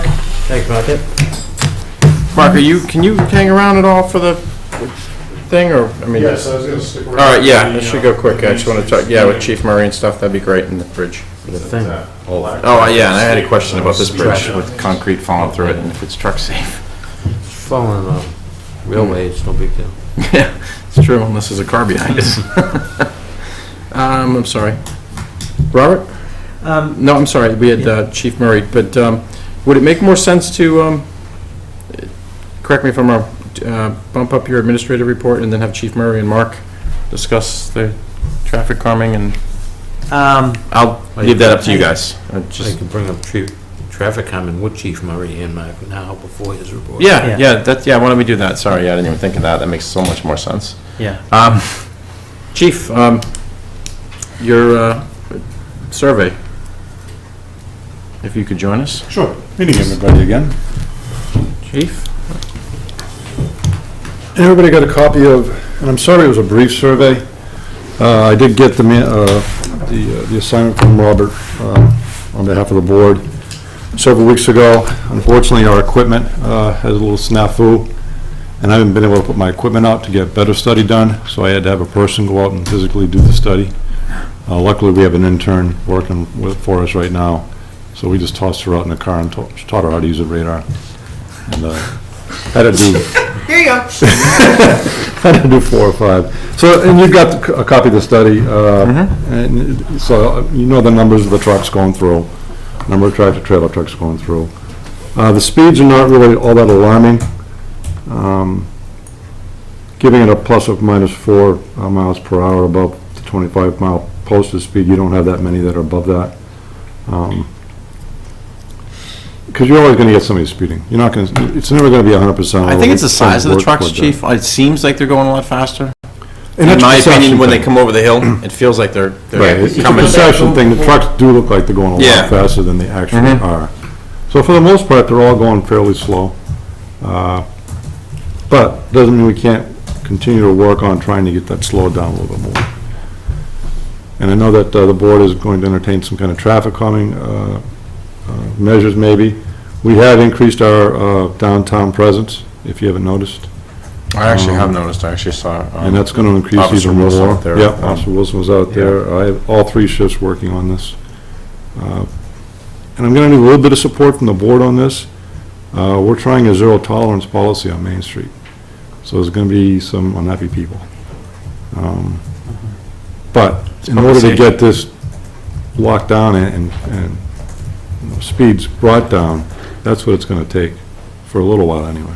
What is the exact posted speed limit out here? Speed limit's 25. 25 through the center of town, coming up after the bridge, correct? No, before the bridge. It So from the library? Starts at the library, comes through town. West Main Street, it goes all the way down to Union. Oh, wow. Park Street, it goes down to around Dunkin' Donuts. Is that where the 25 stops? Yeah, it's in that area. So it's 25 in that whole area. I'm going to be working with Mark to try to get another one of those signs, speed signs, on the other end of West Main Street. Okay. That's the other feeder into Main Street. They are quite expensive, so I'm going to try to find some kind of grant funding. I've had a lot of positive, I don't know about you guys, Yeah. but I've heard a lot of positive feedback from those signs. I mean, people feel like they do work. Well, I've seen a lot of it, and I've seen people slowing down. Yeah. When they hit them. You know, same thing, but at Sandy Pond, I don't see it as much. Sandy Pond needs some work. Yeah. Yeah.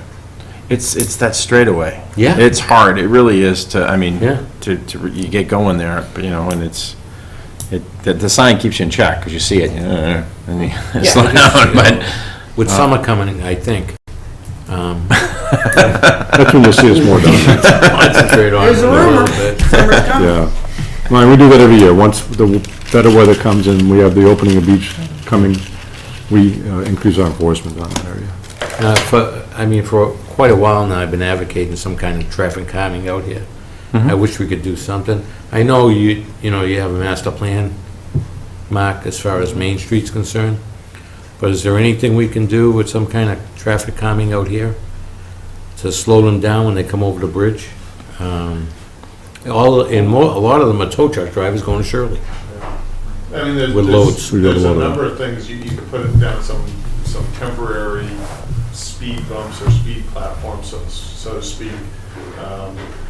One of the issues with that, it may not be as much of an issue here as it would be, say, on Sandy Pond, that you do get, it creates a noise problem, so. Right. You'd be hearing, sitting in Robert's office or in the post office, you'd be hearing the clunk, clunk, clunk, clunk. It's okay, we get trains banging into each other now, so it's not a big deal. Yeah, it's not a lot. Not a lot of people that, It really wake isn't. up in the middle of the night here. Yeah. So it might be something that we can I'll look into how much they are, and we'll be able to buy one and set it out, and it would be mobile, so you can pick it up before the snow falls in the winter. I know See what, if it helps any. I know when think Chris what happens Ryan, is, because I think the speed sign works, but then you're accelerating You're picking up to speed. come up over the bridge. Yeah. Yeah. And so you start speeding. Yeah, And, yeah. I've done it one or two times. And I think we'll get our pedestrian signs out again, which I think help.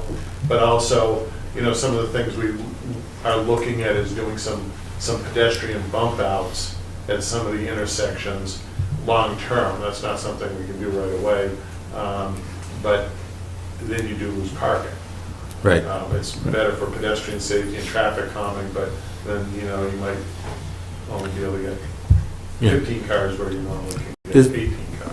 There's a report upstairs with dust on it that Chris Ryan did when he was here, planner.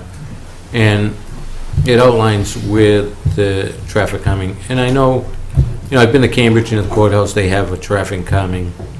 Aruba, they have traffic calming. And all it is a huge speed bump. And Wayland has a bunch of them on like side roads and weird places, yeah. Once people get used to them, and I'm not talking just small speed bumps, I'm talking, Like a raised, the prolonged, tables, yeah. the Right. speed tables. Yeah. They have one over at by the Market Basket in Westford. Oh, they do?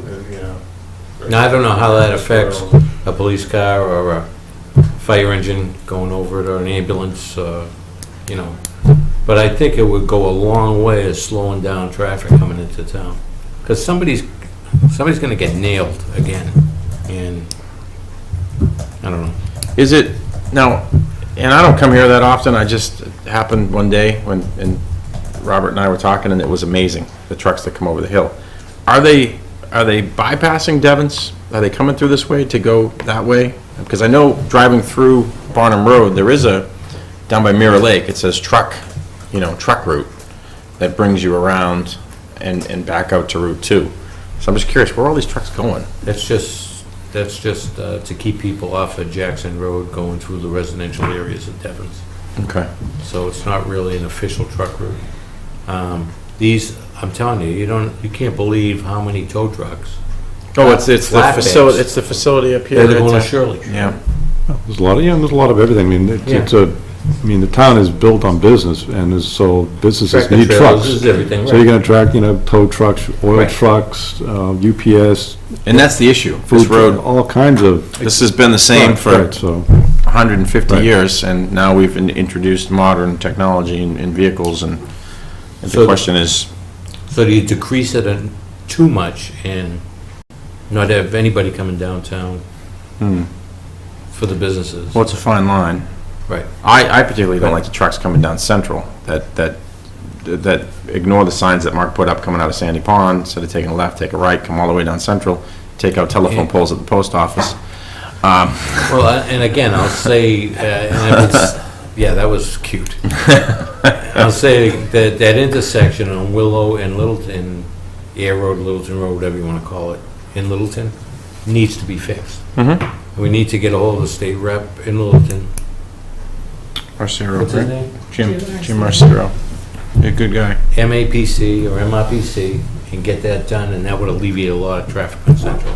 The signs have helped dramatically. I would say out-of-town trucks adhere to the signs. I've noticed a big difference, and so have the people in Sandy Pond, just with the signs you guys have put up. I think the local guys, the Canes, the other ones, know it's a lot quicker to take a right and go right by the beach. I have more concern with that in the summertime, obviously, with the families at the beach, than I do in the middle of the winter. I just, we talk about this so much, I'd love to see something happen, I didn't mean to interrupt. No, you didn't interrupt at all. Sorry. I mean, And then, all this there's some type of islands that we discussed possible still out there, or like even rumble strips or something at the end of? We're gonna put a depressed rumble So, area okay. out here. I remember that, Yeah, remember to us stop talking about that, Stop the yeah. U-turn here. The U-turn here is brutal. I mean, I see that nonstop. Remember, the hot plants aren't even open yet, so. Yeah, oh, no, I know, absolutely. Yeah, no, I agree. I just didn't know if that was still on the table. And then, obviously, the corner here is tough. Just dig a 4-foot hole, it'll take care of people turning. But I think that would help. And then, I mean, do you guys have any other suggestions? I mean, it is what it is to some degree. Obviously, being out there, Chief, though, makes a big deal. I mean, you guys are out there No, it will. grabbing people. You know, it's automatic hit the brakes because I know they might be there. But you can't do just that. I mean, it's, No, That's but a little piece. Only a yeah, little no, piece. yeah, it's a little piece, but it does help. It does help. We may get a lot of complaints for a while, but That's all right. speed limit's a speed limit. Robert? Mr. Chairman, through you to the board, to the chief, and maybe Mark, and I don't know the answer to this question, but I know some selectmen, past and present, have mentioned, at least conceptually, the idea of some type of a truck exclusion for this piece of Main Street, if you will, or some kind of exclusion for the larger trucks. Is that even a viable option at all to look in, or is it prohibited because it's also part of a state route, or just the issue of truck? You never get a truck I truck limitation on that because it is a state route. Yeah. I'm just It's asking, really- because many of that. Chief Murray had looked into it, and I looked into truck exclusion on Sandy Pond, Yeah. and it's not gonna happen.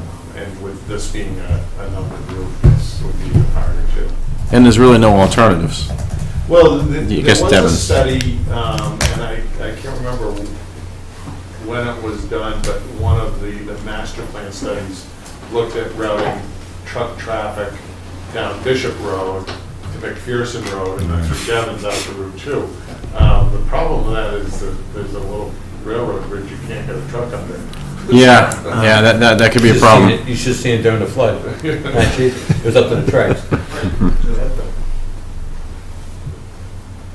And And we're talking about making an at-grade crossing at one time. But Oh, down there, yeah. And I'm assuming nothing's really changed besides truck traffic. The economy's better, there's more trucks on the road, there's more goods being transported. It's obviously more noticeable. Right. And then, I mean, how do you guys feel about, I mean, Mark, you probably more, how do they hold up? The large speed bumps, not the ones that put you through your roof, but, Well, I don't know about the temporary ones, which are, which is what we would probably start with and see if they work and what they are. I think the permanent ones, you have a plowing problem. yeah. That's true. But, Damage that and then we're constantly repairing it. Chief? They put a temporary one of those in over by the rail trail when the rail trail first opened. yeah. It's not there anymore. Lasted about 2 years. yeah, it shouldn't last very long. Yeah. So really, just enforcement is the best method, I guess. For now, unfortunately. Okay. I mean, I that's mean, what it it may is. be worthwhile to do some other kind of sign on this side of the bridge. Maybe not necessarily a speed sign, but, flashing pedestrian sign or something like that. Just something to catch people's attention and realize, oh yeah, I do need to slow down again. Because, when I come into town, I come in East Main Street every morning, and I'll guarantee if that light's not flashing, I'm speeding. It's really hard to go down to 25 when you're coming down East Main Street. Absolutely, as it is in And St. there's Paul. people behind me that are going, why is this guy going so slow? I'm sorry, Janice. go ahead. Oh, I was just gonna say, because what he said, like this flashing stop sign, I personally have noticed a difference, like when I'm coming around the corner and going home after work, because it used to be, it was maddening, and people are, because they're seeing it a mile away, so it's like they get the notice a mile away that there's a stop. So these flashing signs do help, so. We've had other towns yeah. steal our ideas too. I saw Westford show up with the same sign we Yeah. called too. Thieves. But yeah, they do work. They definitely help. Road spikes. I'm all for. Just one way? Yeah, they hit a certain speed. Yeah, and somebody will cross the street right there and step on the street. But my other concern too is, and Gary, you know it, is the tractor trailer traffic here is, and I'm assuming it's a weight, some of the big ones are just to avoid the bridge? Well, Like that the one that wiped out Gary's particular car? one was, right. I mean, those are an anomaly. Yeah. You don't get them through Sure. very often. And did they hit the pole, did they hit the wires? The Y is, the truck made the turn, Yep, he cleared the wires, we did. backed up, Oh, Okay, because he so that was the didn't, problem. he didn't make the turn Okay, good enough, Oh. and then he grabbed them okay. and pulled it right out of the ground. Because they're supposed to pre-drive those routes and make sure all the wires are out of the way, and that's all, but, Well, they had There a were similar three transformer. state though, troopers, Yeah. 3 state troopers. But there was one the day before. Yes, there was. The exact same load That's went right. through, because without a problem, right? they came right down the middle of Central Ave, and I had to pull over. Mhm. And, I don't know where they were going.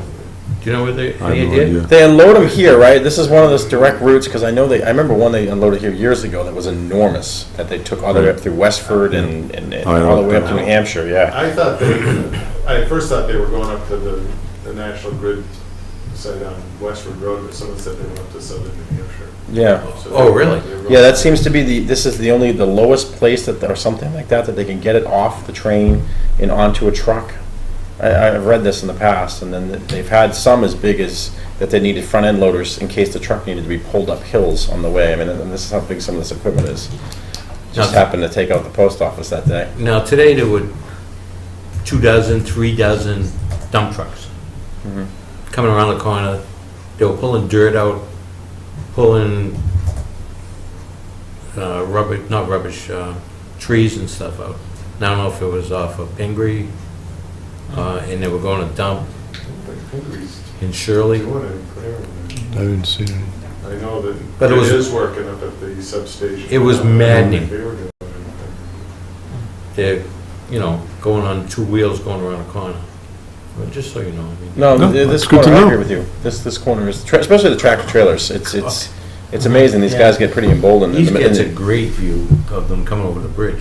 Oh, well, that's what I Thank went God to his the office cannon- one I was day. just gonna The say, cannon, don't yeah, move we're not the moving that cannon. cannon. Put it aimed the wrong way. So Chief, there's been some grants and stuff that have come up in terms of traffic study and. Oh, yeah, we got a pedestrian safety grant. Yeah, I apologize, it wasn't That's on here, I okay. didn't want to, I Yeah, didn't know if it was okay to ask. Currently got a pedestrian safety grant, it's only a couple thousand, almost $3,000. And we're gonna spend that all on Main Street, working on the crosswalks. Are you adding crosswalks or? No, we're not. are you gonna We're- fix so that we're not- there's the right amount of Yeah. crosswalks? We're going for the Guinness Book of World Records for You wanna crosswalks. go there? No, this is for crosswalk violations. Ah, So this is enforcement. oh, okay. And I'll bring it up to the board now that we've run into a small problem with our court on traffic, pedestrian citation violations that get appealed. And it's because of the way we allow people parking on Main Street. They park too close to the crosswalks. So people come out between cars at a crosswalk, and if a car doesn't see them in time, they violated the law. So they get a ticket, they go over to court, and the court's adamant, we're not going to uphold that ticket, we're going to dismiss it. So, I don't know when it changed that we park so close to the crosswalks, because there used to be line parking out there, or some kind of designation for parking. And there is MUTCD regulations that say you're supposed to stay 20 feet? It's 20 feet from the inside edge of the sidewalk or the crosswalk.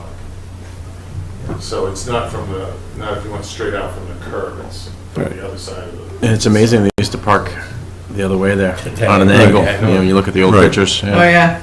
But with the number of crosswalks we have downtown, if we were to put those regulations in practice, you'd be deleting quite a few parking spaces.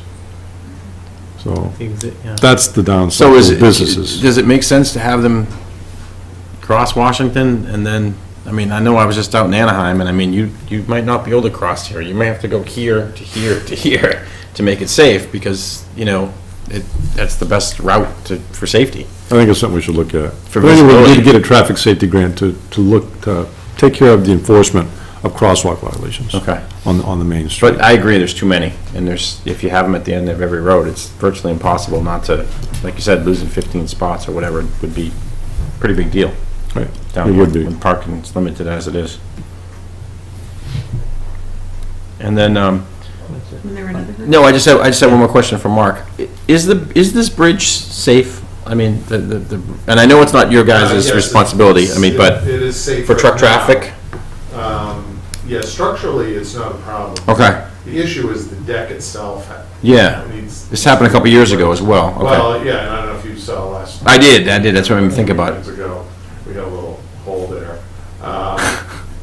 So the state, when we had the problem a couple of years ago, that is scheduled to be replaced. I'm going to be meeting with the district engineer in the next couple of weeks, and I've got a whole list of state highway things I need to go over, and that's one of them. And that's not the bridge itself, but the deck? The deck. Okay. And they're really responsive. I mean, I called them on a Friday. And Yeah, they were here, what, Monday morning? Yeah. Sunday or Monday, and Yeah. they're out Monday morning. Yeah, they were. And, Okay. They're pretty responsive, and they know. And they rode early enough, too, it didn't cause too many problems. It seemed like they got it done But we fairly need to fast. know what the big picture is. Yeah. On that bridge. Okay, They're gonna that was the question I had on that. Replace the deck. Okay. Which could be problematic for a while, too, if the deck takes a while to replace. I would assume they'd do one side at a time, maybe? Yeah, and, they're getting better at doing them faster and Yeah. doing them on weekends and, Saturday nights and Sunday nights. So they're getting better at that, but with that kind of bridge, I don't know if you can. Sure. When they do like they did the Fast Five on 93, they basically took the deck out, put a whole new one in. Yeah. And they could do a bridge in a weekend, basically. And the railroad has no ownership of that bridge, right? That's just, Right. the town built that to go, okay. All right. I'm sorry, Robert, you have a question? Mr. Chairman, through you, just very quickly on the issue of parking, and that ties into this. This board had brought up a couple meetings ago concerns about the parking that is occurring on West Street, Lower Pleasant, Newton, and a lot of it's commuter-driven and so forth. As a result of that, the DPW superintendent had applied for a parking study grant. And since the board last met, when he applied for it, within a couple days or after he applied for it, we got a notification that the grant is no longer funded. I don't know if it's a result of the change in the administration or what have you. So our original plan, the DPW superintendent, the chief, myself, was to use this grant to do a formal look at the concerns this board had. So in absence of that funding, we need to go to Plan B, which is in the works. I mean, whether it's a resident sticker program, whether it's some other method, but there's no question, and I must say, Chief, the day after you upped the efforts, and not that this isn't the case, but we got a whole bunch of tickets that came in off of Lower Pleasant and so forth, which is, a good thing, but to get relief in those areas, because I think anybody in town, as you know, the commuter people are looking for places to park to get to the commuter platform. A lot of New Hampshire plates. And Well, that's the question I have. Could Yeah. we think about a resident sticker or a non-resident sticker? I mean, something that, these people are parking up there because it's free. Well, yeah, I was gonna call you, they're starting to park on Pearl Street now. Saw that yesterday, and Mark and I are gonna work on something to get that changed. Pearl and Groton, there was a New Hampshire car, and then there were two Yeah, down it's the right end. in The way. Subaru down the end parked. And- over. And they're emboldened too, like when Robert and I met down there with David, and Phil said, watch when I get off the train, because we just happened to run into him. There was one right in front of, with Connecticut plates, right? Connecticut. Right in front of the front door of Carlin's. He just got out, put stuff in his trunk, hopped away, and drove off in the middle of the day, and it's like, my goodness. People who live in town shouldn't have to fight for space. Agreed. So the parking study that we applied for, I put together a scope, which really basically looks at what is the problem, what are the practices, where do we see commuters parking, where do we see businessmen that work in town parking, where do we see the people that are shopping parking, where do residents park? And then you take that information and come up with, there might be a place where they can share with one of the churches at certain hours of the day, things like that, as well as looking at revenue streams whether you put parking meters or parking permits. And you don't really need parking meters anymore. You basically do the ticket system and put a ticket in the window, so you don't have these machines out Sure. there out on the street. But- So there's different ways you can do that, and there's a lot of new concepts in it. That's what this grant program was for. So what I've done is I forwarded that to MRPC to see if they could help us with some of it, and I haven't heard back from them. I have talked to some consultants, because the grant was for $35,000, but I didn't really have I hadn't solicited a proposal from an engineering firm, but I talked to some engineering firms, and they said you could probably do something for around $15,000 and get what you need. So one of the things we're going to look at is how our the DPW budget or some other sources, and see if we can pick away at it and do some pieces of it until we get to a point where we can start making some decisions. MRPC should be able to help us. Yeah. And that's very cheap. Yeah, they are. I just scheduled, as part of the East Main Street project, they're going to be doing traffic counts on East Main Street for us in the next few weeks. So I just brought that up for the board's. No, no. Because our intent was, Plan A was this grant. No, I know, I'm aware of that, So yeah. We're moved on to Plan B, which will be Plan A, and it is a significant issue. And Chief Pedrazi, I'm assuming it's tough getting through there in the winter with engines on Pleasant, you know, Lower Pleasant Street, tough and in the summertime. Yeah, without snow, yeah, so I can. And then the Washington, that whole thing that Chief Murray had discovered from years back is gonna, that as soon as the weather clears, it's gonna be, that'll make a difference, that'll be, yeah. We'll do some Good, yeah, that was a nice find on that, Chief, too. That's gonna get done. So there's things we can do. And you know, we're gonna build a facility. We are, see, I was confident there. But then you're gonna get an influx of more people, in my opinion. You're gonna get people who are still, oh, look at, there's a new pedestrian access. I don't wanna pay for this, so I'm gonna go up to Pleasant Street and park. Right. You know, does it ever end? That's when it's gonna be a problem. Yeah. Yeah. And we have to So- have a plan in place. If we start working on it now for a year or two down the road or whatever, it you know, put our heads together A and, generation of next. so Pearl Street, huh? That's a new one. Yeah. Yeah. Oh. All right, Chief. I appreciate that and the study and. Good job on the grant. Thank you. Yes, yeah, very, very good job, and thank Officer Krasinskis and Lieutenant Gill, too, on the work they did. Thank you. Thanks, Chief. Just real quick, just so we can let Mark go here, if you guys don't mind. Shirley Street Bridge, Mark, have we heard anything back from the state on that? We've been talking to them on a pretty regular basis. Actually, the engineer who is going to be doing the inspection is a college classmate of our town engineer. So No? They talk on a regular basis, they go skiing together and things. So we're just waiting for the snow to melt. We went out this morning and looked, and there's still Yeah, there is, a big yeah. pile up to that point. Sure, you got a big pile there. And so I would guess it's probably another week. Okay. But they're ready to get out. And they'll give us a And the report on water's that. running pretty good underneath it, too. Yeah. Okay. The snow's melting fast, but there was a lot of snow. The wind this weekend particularly really on- took away the snow, on this but. side of it. Would it help to, like, I mean, the Army Corps of Engineers could possibly help, I think, with the deck. Well, the deck itself, I don't think, I mean, the deck itself needs to be evaluated, but I don't think that. It's more the bridge is- culvert? The bridge isn't gonna fall down. What's happened is there's been washouts on both sides of the east side of the bridge. So that needs to get fixed so we can open it again. But long-term, something has to be done with that, whether it's take that out and put in a precast deck, or Yeah, take it out or altogether. drop a box culvert in. So there's a number of things we need to look at, but I don't think the bridge itself is unsafe, it's just that we've washed out around the side, so we need to put some retaining wall in and repave that, do some drainage improvements. Okay, thanks for the update. So hopefully we'll have, next meeting, I'll have a report that they have gotten out there. All right, fantastic. Thank you, Mark. Thanks, Mark. Robert, sorry for skipping over that's this one. fine. Mr. Chairman, through you, and in the interest of time, I'll be as brief and as quick as I can be.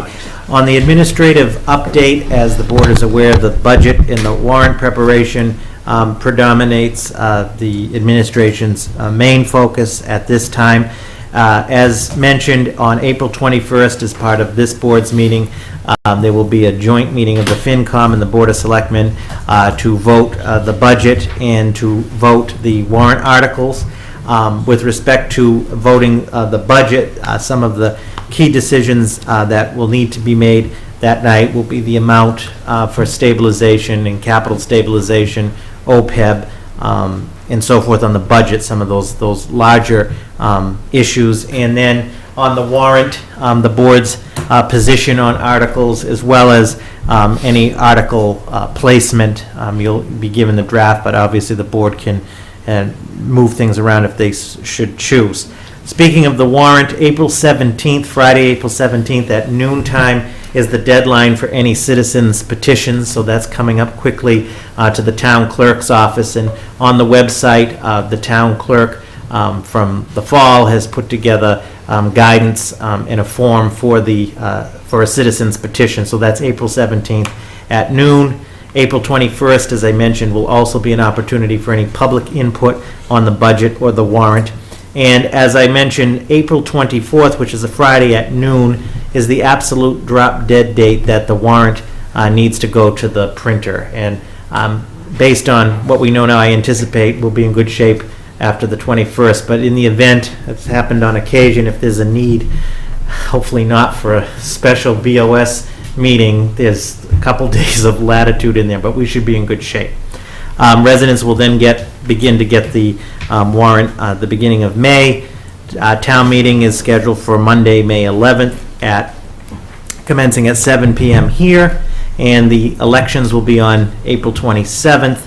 And per the Secretary of State's office, there'll be no public meetings on that day for the election. So that's been the main focus, in addition to obviously the day-to-day operations, and as was touched upon earlier, trying to resolve to the best that we can the MBTA Depot Square issue. Finally, we're waiting for confirmation, but we believe that Mass Development may be sending a formal request to all three towns, requesting a super town meeting for June 8th, which is a Monday. If that moves forward, that would be for the articles on that super town meeting would be the proposed zoning changes. We are waiting for more confirmation on that, and as is past practice, Mass Development will reimburse the towns for the costs associated with that. Real quick, Janice has a question. I can speak more on that if you want. Well, that's what I was going to ask you, because I know that when I joined that meeting, it didn't seem like all of you were thrilled with the idea of a super town meeting, that you were going to talk about coming up with like a non-binding question to put on the ballot, and then maybe do a ballot question, because super town meeting historically hasn't worked. Yeah, that's the long-term plan, but right now, Mass Development has a couple things they need done, so they want to go in. The towns, for the most part, seem to be agreeable to them. The only one that, and I brought this issue to this board, is I'm concerned about the hospital changes. I was just going to ask you that, Which yeah. I believe that kind of, I know they were going to talk to, They talked to Mr. Perla. okay. He's been involved with them. They made some changes to the warrant article, and it would not include hospitals in it, which is a good thing, because that kind of protects what's going on here for now. But as far as the other changes, Shirley really wants to get that done for the senior housing, assisted living, whatever it may be. I mean, and then it's good for the area too. And So even though it's Devon's, it will fall into Shirley's. No, and that's the part I didn't understand. Because You know, they're paying taxes to Mass Development. yeah. But Shirley gets nothing out of it, but it starts development in that area, and that's what they're looking forward to in the future. That sometimes there will be some changes, and they'll get some revenue out of it. The other change is the parade field up there. is not protected as an open space. It could be built on. So that's one of the changes that is gonna be made too. And that's kind of a swap with Adams Circle, putting some more houses in Adams Circle, because they'll be near the cap once Grant Road starts. And then putting a protection on the parade grounds. Rogersfield. Yeah, Yeah. Good. So, our last meeting last week, we all seemed to agree to this process, that we want to go forward with it, and we also agreed not to go for the $10,000 extra too, so you can take that out of the warrant. I know Okay. we're not discussing it, but Yeah, you can okay, get rid of it. okay. Shirley's in a little bit of trouble with money, so they, in Harvard, whatever. And that's about it. So they were talking May, June, they don't want to wait till September, because they have someone that they want to, that wants to purchase it now, and they don't want to lose that. Yeah. The Shirley part. So Shirley's economic development people are hard on it, they want to get it done, so that's where we kind of pushed it. In terms of us, it really has no, Yeah. No. Yeah. besides the hospital, which we've tried to Right. protect, so, yeah. Right, Okay. right. And I should have put that on the no, thing, I'm thank sorry. you No, for, it's fine. so Thank you. at this point, there is a placeholder for Monday, June 8th, with more information to come from Mass Development for Super Town Meeting. And I did confirm the availability of the town moderator and the town clerk for that evening. They would be here. So we'll keep you advised on that. I also, for the next meeting, some good news. As you remember, per this board, Mr. DeTillian, the Veterans Commissioner, when he came before you several weeks ago, the Chair of Honor program for the POW MIA chair has come in along with the flags. And so in talking to him, we'll figure out for a future meeting, sort of a recognition and designation of that. But Mrs. DeTillian did a great job on that, and I think it'll be an added addition to Town Hall. Is he given any indication of where he'd like to put it? Is it in Town Hall? or- Yeah, he would like it to initially be in Town Hall per the program. Yeah. You can move it around, but he'd like it to be here in Town Hall, and in here, it's a chair with, if you Yeah. will, like an honor, like Mhm. chain area, and it has the POW MIA flag and the American flag. So it's just, talk to Mr. Sherman and a few others to figure out what the best fit for it is. But I'd like to start with it here, but it can, as some communities do, move it from time to time. So it's a great remembrance and a great project. Lastly, we're always interested in potentially artwork for Town Hall, not artwork to nail in the hall and so forth in that sense, but artwork and a program from the Parker Charter School. Yeah, you're welcome. I sent them Oh, over. did you? Okay. The Parker Charter School, they do this program where they provide a 32 by 63 inch cotton canvas. They do different murals, so it's nothing that would be nailed into the walls or so forth, to display for a while.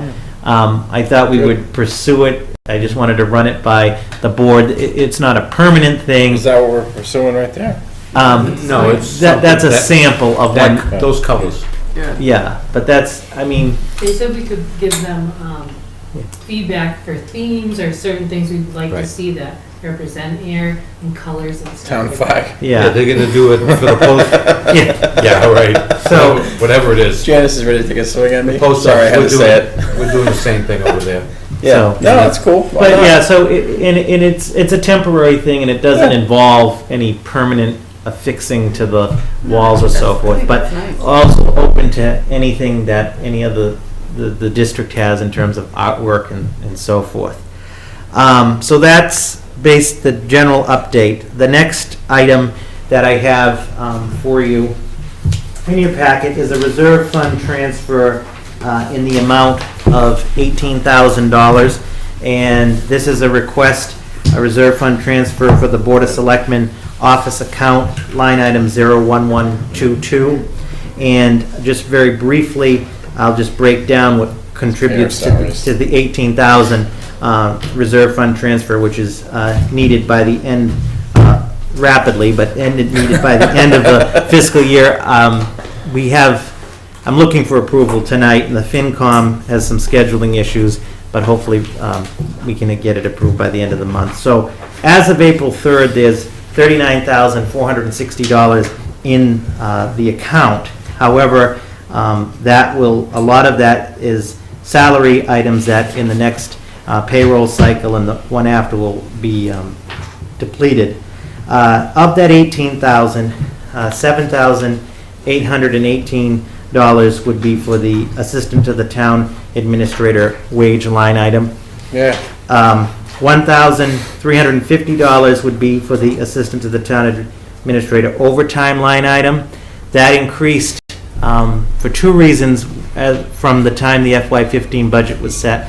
One was a policy decision by the board on my recommendation to have the assistant take the executive session minutes at executive session meetings, and we've had a few more regular open meetings with a public hearing in nature that have increased that. Then You're not free? And zoning too. and also, also where the Board of Selectmen office has assumed the administrative support for the zoning, the minutes for ZBA meetings as well. As the board knows, in my proposal for your approval of the board's proposal for FY16, by consolidating the zoning functions under the Board of Selectmen's office, there's a considerable savings by doing that upon approval in FY16. The next item is the benefits and payroll manager wage line item, $7,552. As stated last year, the opportunity presented itself to create this department and that position. The BOS office assumed all of those costs. As you know, the fall town meeting supported a transfer of some of those funds. This is for that wage line.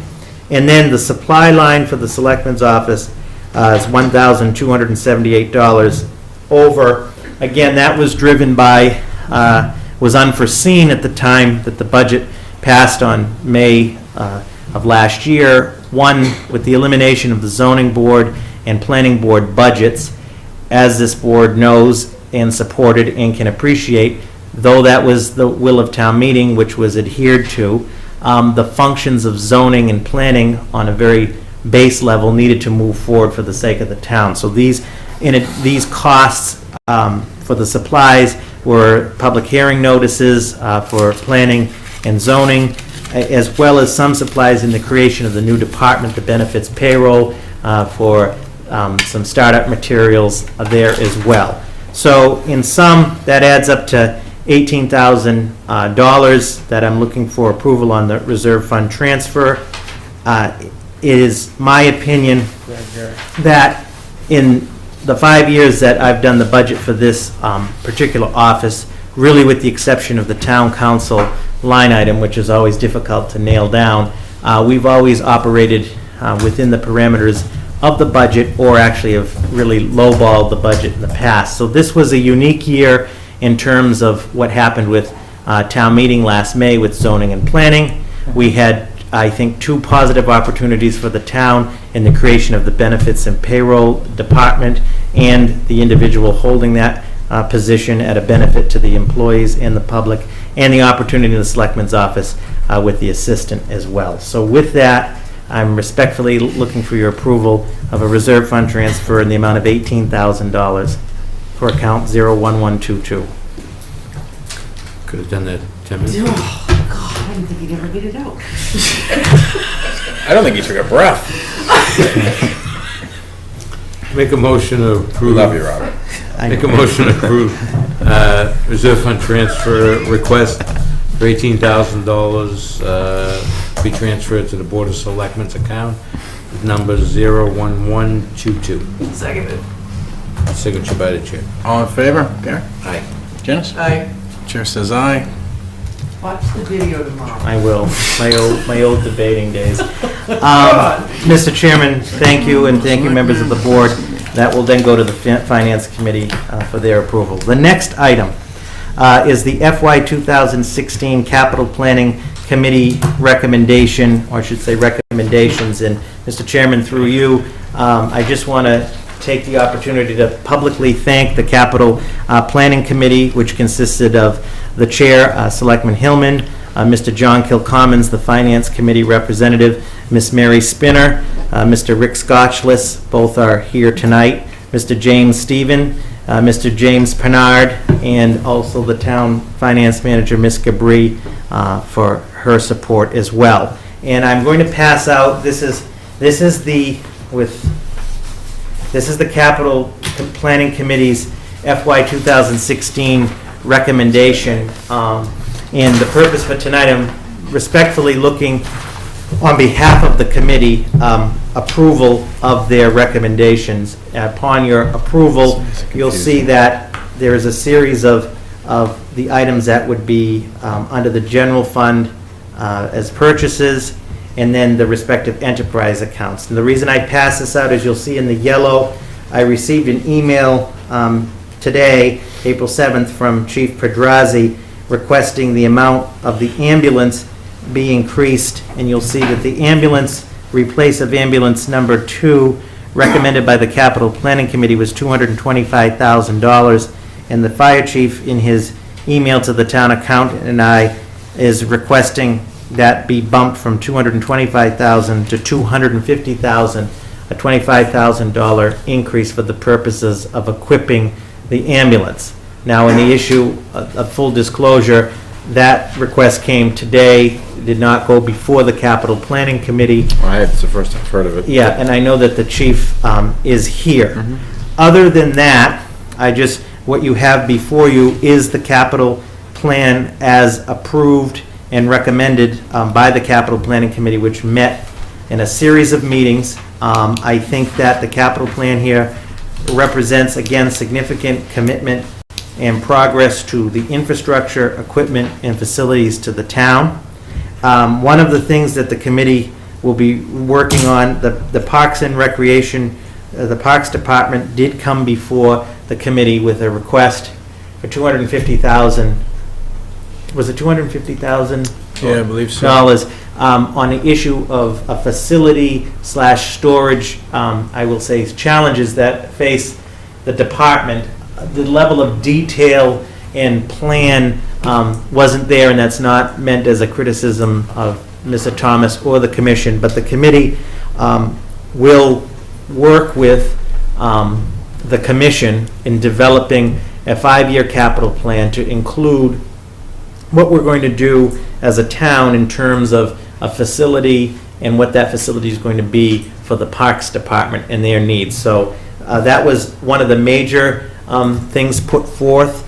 Also, the stormwater, in terms of the stormwater at the time, the issue of whether the stormwater rate would be implemented or not, the committee did approve $50,000 for storm drain upgrades, and the other requests were not approved at this time for a couple of reasons. In cases where things weren't approved, as the board can appreciate, there are only so much money and so much resources to meet all of the needs, couldn't do everything, and as always, so then it becomes an issue of prioritization.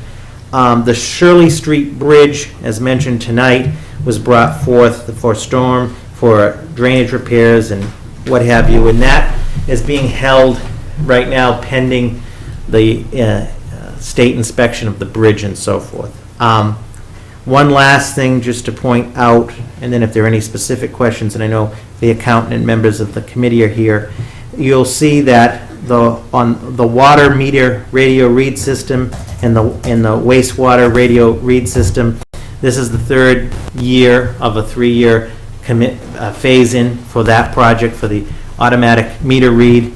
And you'll see that under the water enterprise, the demolish of inactive water standpipes in the amount of $40,000. These are the old water tanks up here. Page Hilltop. And up on the, near Page Hilltop. And one of the things, when they are demolished, the scrap iron does have some value depending on the rate.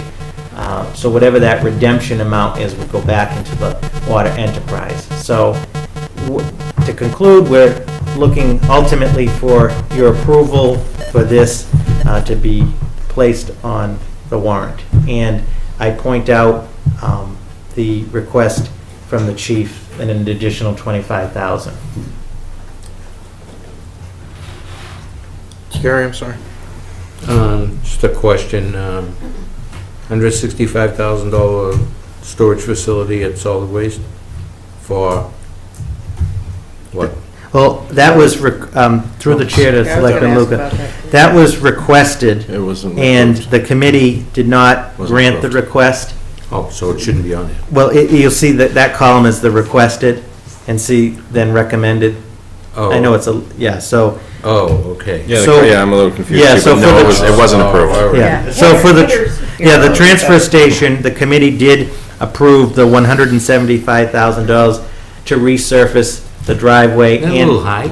Well, it includes the concrete loading pads, Oh, okay. you know, where the loading section is, so, It could be lower, because mix is, I mean, with oil Yeah. being down, hopefully we hit it at the right time and we can save some money on it, but Yeah. it includes the, I guess where they roll off the dumpsters, instead of rolling them off and tearing Yeah, up the concrete, they're gonna Right, pour, yeah. Right.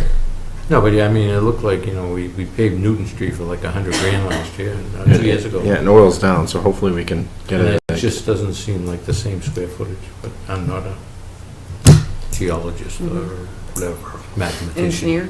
And nothing, none of that. Geologist. the committee. There may be fault lines there, The but. committee felt that that was obviously a priority in terms of the conditions of the surfaces there, and that the garage storage facility, for example, the current trailer that is up there is supposed to be hooked up to the water and sewer, and that's supposed to be done internally. That hasn't been done yet. Okay. And so that Right. was not granted.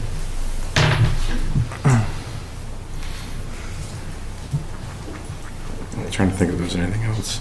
Lisa has one. Oh, I'm sorry, Lisa. No, you can tell me no again. No, I'm trying. I have a question and a recommendation, actually. The question is, during my board discussions, under DPW Highway, East Main Street Design, and Shirley Street Bridge, I'm sorry, and the fuel station for the maintenance in Canopy and East Main Street Design, the first $75,000 and the second being $150,000. The capital planning committee had initially voted it as a borrow, but it was discussed in a recent board meeting, and Gary brought it up. Could we just pay for that this year? So I don't know which copy you're looking at. I don't know if you're They have the, looking at it with the purchase. Is it Yeah. under the purchase column? it says purchase per buy board. Okay. The note says per buy board. Through the chair, thank you for Yeah. bringing that up. The capital planning committee's recommendation and intent at that time was for those to both be borrows. The buy board, it was discussed as a proposal that they be purchased. Ultimately, that decision, as far as the placement on the warrant, rests with you. But, yeah. I don't want to use that word free cash again, but we discussed it. That's on what I the was gonna Bible. say, is that word that makes, you know, people We pass out? kind of pretty much agreed to this, right, Lisa? It seemed like Scott didn't have a problem with it. Yeah, it's just the added spending of free cash that Lisa has a problem with me, so. Well, actually, It is a gonna be rainy day recommendation. fund, and it's raining. We gonna make a recommendation? Yes, under stormwater, Yep. since we're probably going to eliminate that enterprise fund because we're not setting up any fee structure. Right. At first, I thought that, it should be a borrow because it's enterprise fund and it can't really afford to pay for it. Right. But I'm thinking maybe this is one of the items that we should add as a pay through free cash because we know it's going to go away and in general fund will end up absorbing the debt anyway. Did she say free cash? It's only 50,000, she doesn't mind. It's just a recommendation. I agree with your recommendation, Lisa. Yeah. I know you would. Just keep in mind, we're about the only town around that has free cash, so we would be thankful we're having these discussions. So we changed that one. So that was the, No borrow, that's, that was stormwater, right, Lisa? Yes. Instead of the canopy, okay. so this is set the way it is? Yeah, without change. The ambulance increased to 250. Chief, the ambulance just updated costs, or, I mean, I know these things kind of happen with the, We actually had a demo ambulance come in yesterday, Mm-hmm. and they don't get them all the time, and that's why the timing is right. They just got this thing. And part of the problem with nailing down the price of it is chassis size. We haven't determined what size chassis we're gonna go with yet. We may go with a little heavier duty truck and try and decrease some of the maintenance cost long-term. I have formed a committee to look into, exactly what we want. But part of that, it's not just the ambulance, it's the cot that goes in the back of the ambulance. I want to call it an outrageous price increase. you can. We bought one 5 years ago. We got a powered cot. We've cut back manpower on the ambulance in '08, as Gary knows because he was here. And we went to a powered cot that lifts the people up and you just push them in. Well, we've come out with a better model, I guess. It was $10,000 when we bought one 5 years ago. The one we looked at the other day was $30,000. And I told the guy, it's outrageous. I just said, you're gouging people. And, so not to say we're gonna buy that model, but, it opened my eyes that we may not have enough money in what I was asking for. And without the cot, you need another guy on the ambulance, right? To lift. Yep. So it averages. You're looking at saving a back injury. Yeah. Is what you're doing. And that's why we need it. But the Fire Chiefs Association does a pre-bid with MAPC on ambulances, and they were a little late in getting it out, so if that was already out, it's not coming out until the end of the month. If that was already out, I could nail the price down easier, because then you go in and pick, certain things, and it's all pre-bid. So you're basically, you're nervous we don't want to be too low here. Yeah, we may not spend that much money, but, I would almost guarantee that we won't spend that much money, but better safe than sorry than having to try and come back and get another appropriation to finish things out. Yeah, there's your increase right there that you're asking for, just that cot.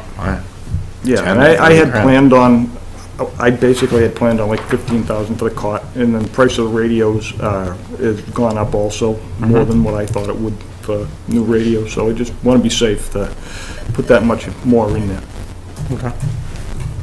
So it'll just roll into the, back into the ambulance enterprise if it doesn't get spent. Okay. Yeah, I'm okay with that. Thanks for explaining that, Chief. You're welcome. Just to comment on the committee, it was a very good committee. I actually really enjoyed it. Not that I have in the past, but we met quite a bit and vetted and went back and forth and really worked together on trying to not borrow as much as we can and be pretty conscious of what we were just taking out of. So I'm pretty happy with the way everything worked out. Make a motion. No, I'm sorry, go ahead. Make a motion to approve the recommendations by the Capital Planning Committee for FY16 with the changes incorporated that we discussed tonight. Seconded. All in favor? Aye. James? Aye. Chair says aye. Thank you. Thank you. Rick, Mary, thank you for this. It was good. Go to bed. Yeah.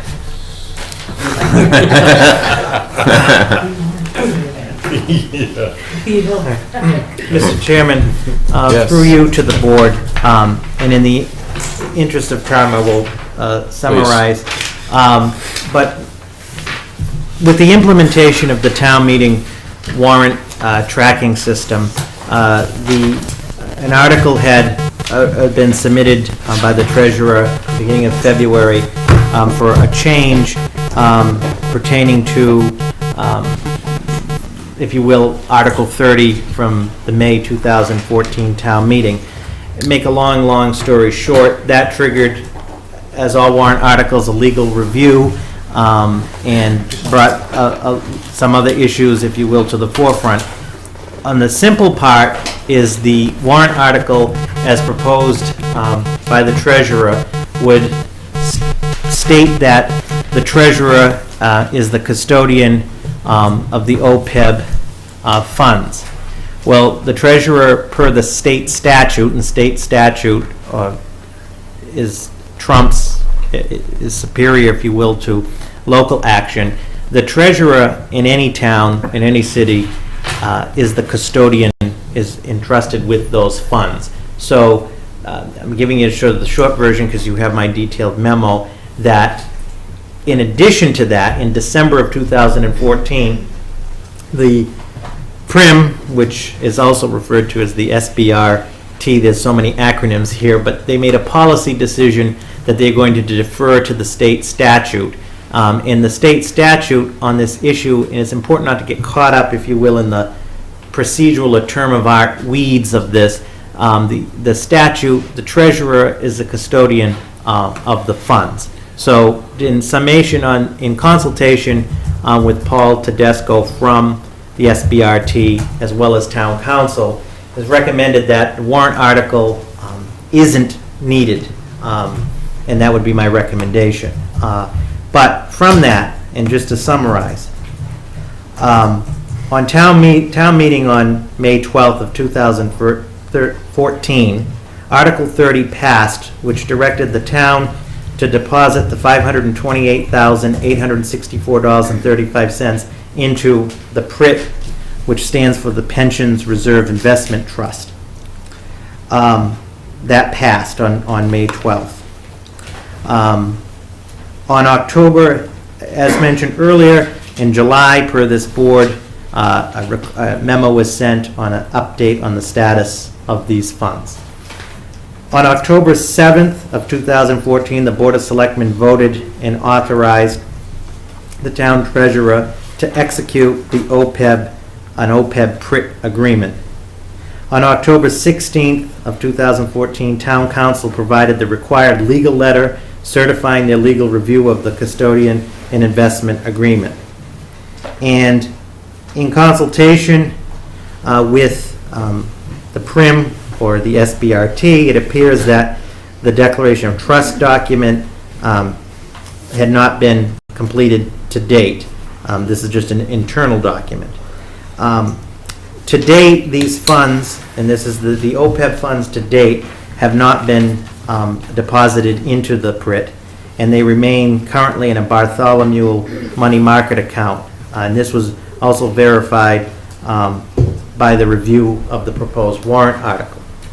11 months after town meeting. So in my memo to the treasurer, who I asked to be here tonight, in conclusion, in this, my opinion, I remain concerned that the will and the vote of town meeting regarding the town's OPEB funds has not been honored and implemented to date. And there has been an assumption by the Board of Selectmen, the Finance Committee, and many that these OPEB funds were set up and deposited in the PRIT. And that's for three reasons. One is the whole point of depositing the funds in the PRIT is the nature of the irrevocable trust that those funds would have in PRIT. In other words, as they stand now, and this is not a reflection of this board, this treasurer, town account, myself, but as they stand now, in the form that they're in, legally, those funds could be accessed and used for anything, especially as we see continues in the Commonwealth fiscal crisis, cause desperate times, and there will be new people in these seats. So the whole point was the establishment of the irrevocable trust. And what's recommended in consultation with the SBRT, not to get ahead of myself, and town council, is an establishment of a 5-member trust board that consists of the treasurer, the town accountant, a member of the Board of Selectmen, and 2 other individuals appointed by the board to serve no more than a 2-year term. That trust entity, if you will, would monitor, how the funds are performing in the PRIT, because as anyone can appreciate, any investment, you have good times, bad times, and so forth.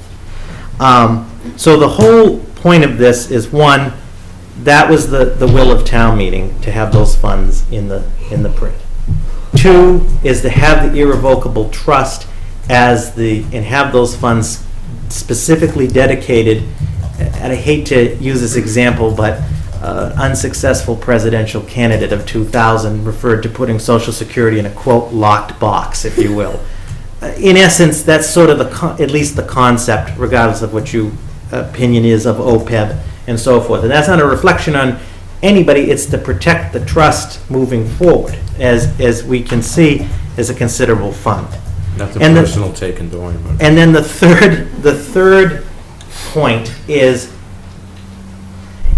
trying to achieve the best vehicle to achieve the best interest, if you will. And if you run a scenario from October 1st of 2000, from October of 2014 to the present, the funds would have earned conservatively and estimated approximately $24,000 in interest. The vehicle that they're in now is at about a 2% interest. So the PRIT has outperformed most vehicles if you use the October starting date. If you use the July starting date, it's actually a little less because there was some tough months in there.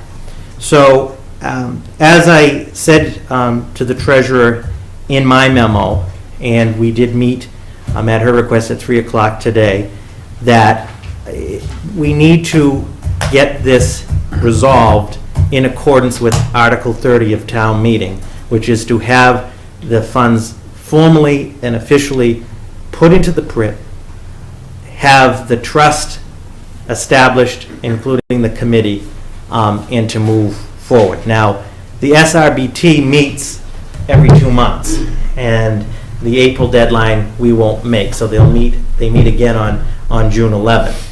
And so what I'm recommending is, there's a specific motion that's been recommended from the SRBT that the board approve, and 3 documents that were also recommended by the SRBT, specifically Paul Tedesco there, who's the representative, but a custodian and investment agreement, the trust agreement, and the investment policy.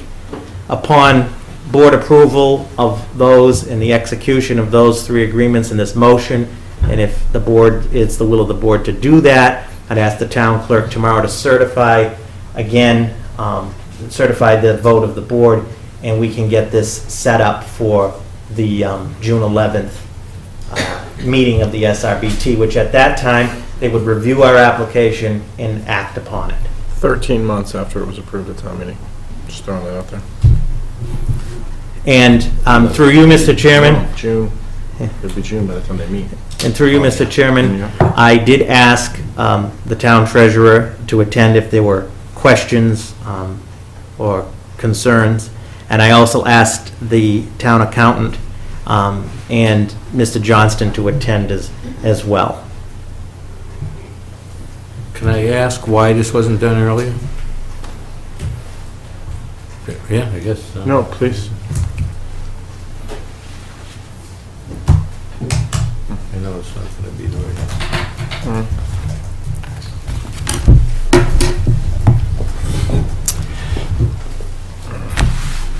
There are several reasons why it wasn't done as of July 1st.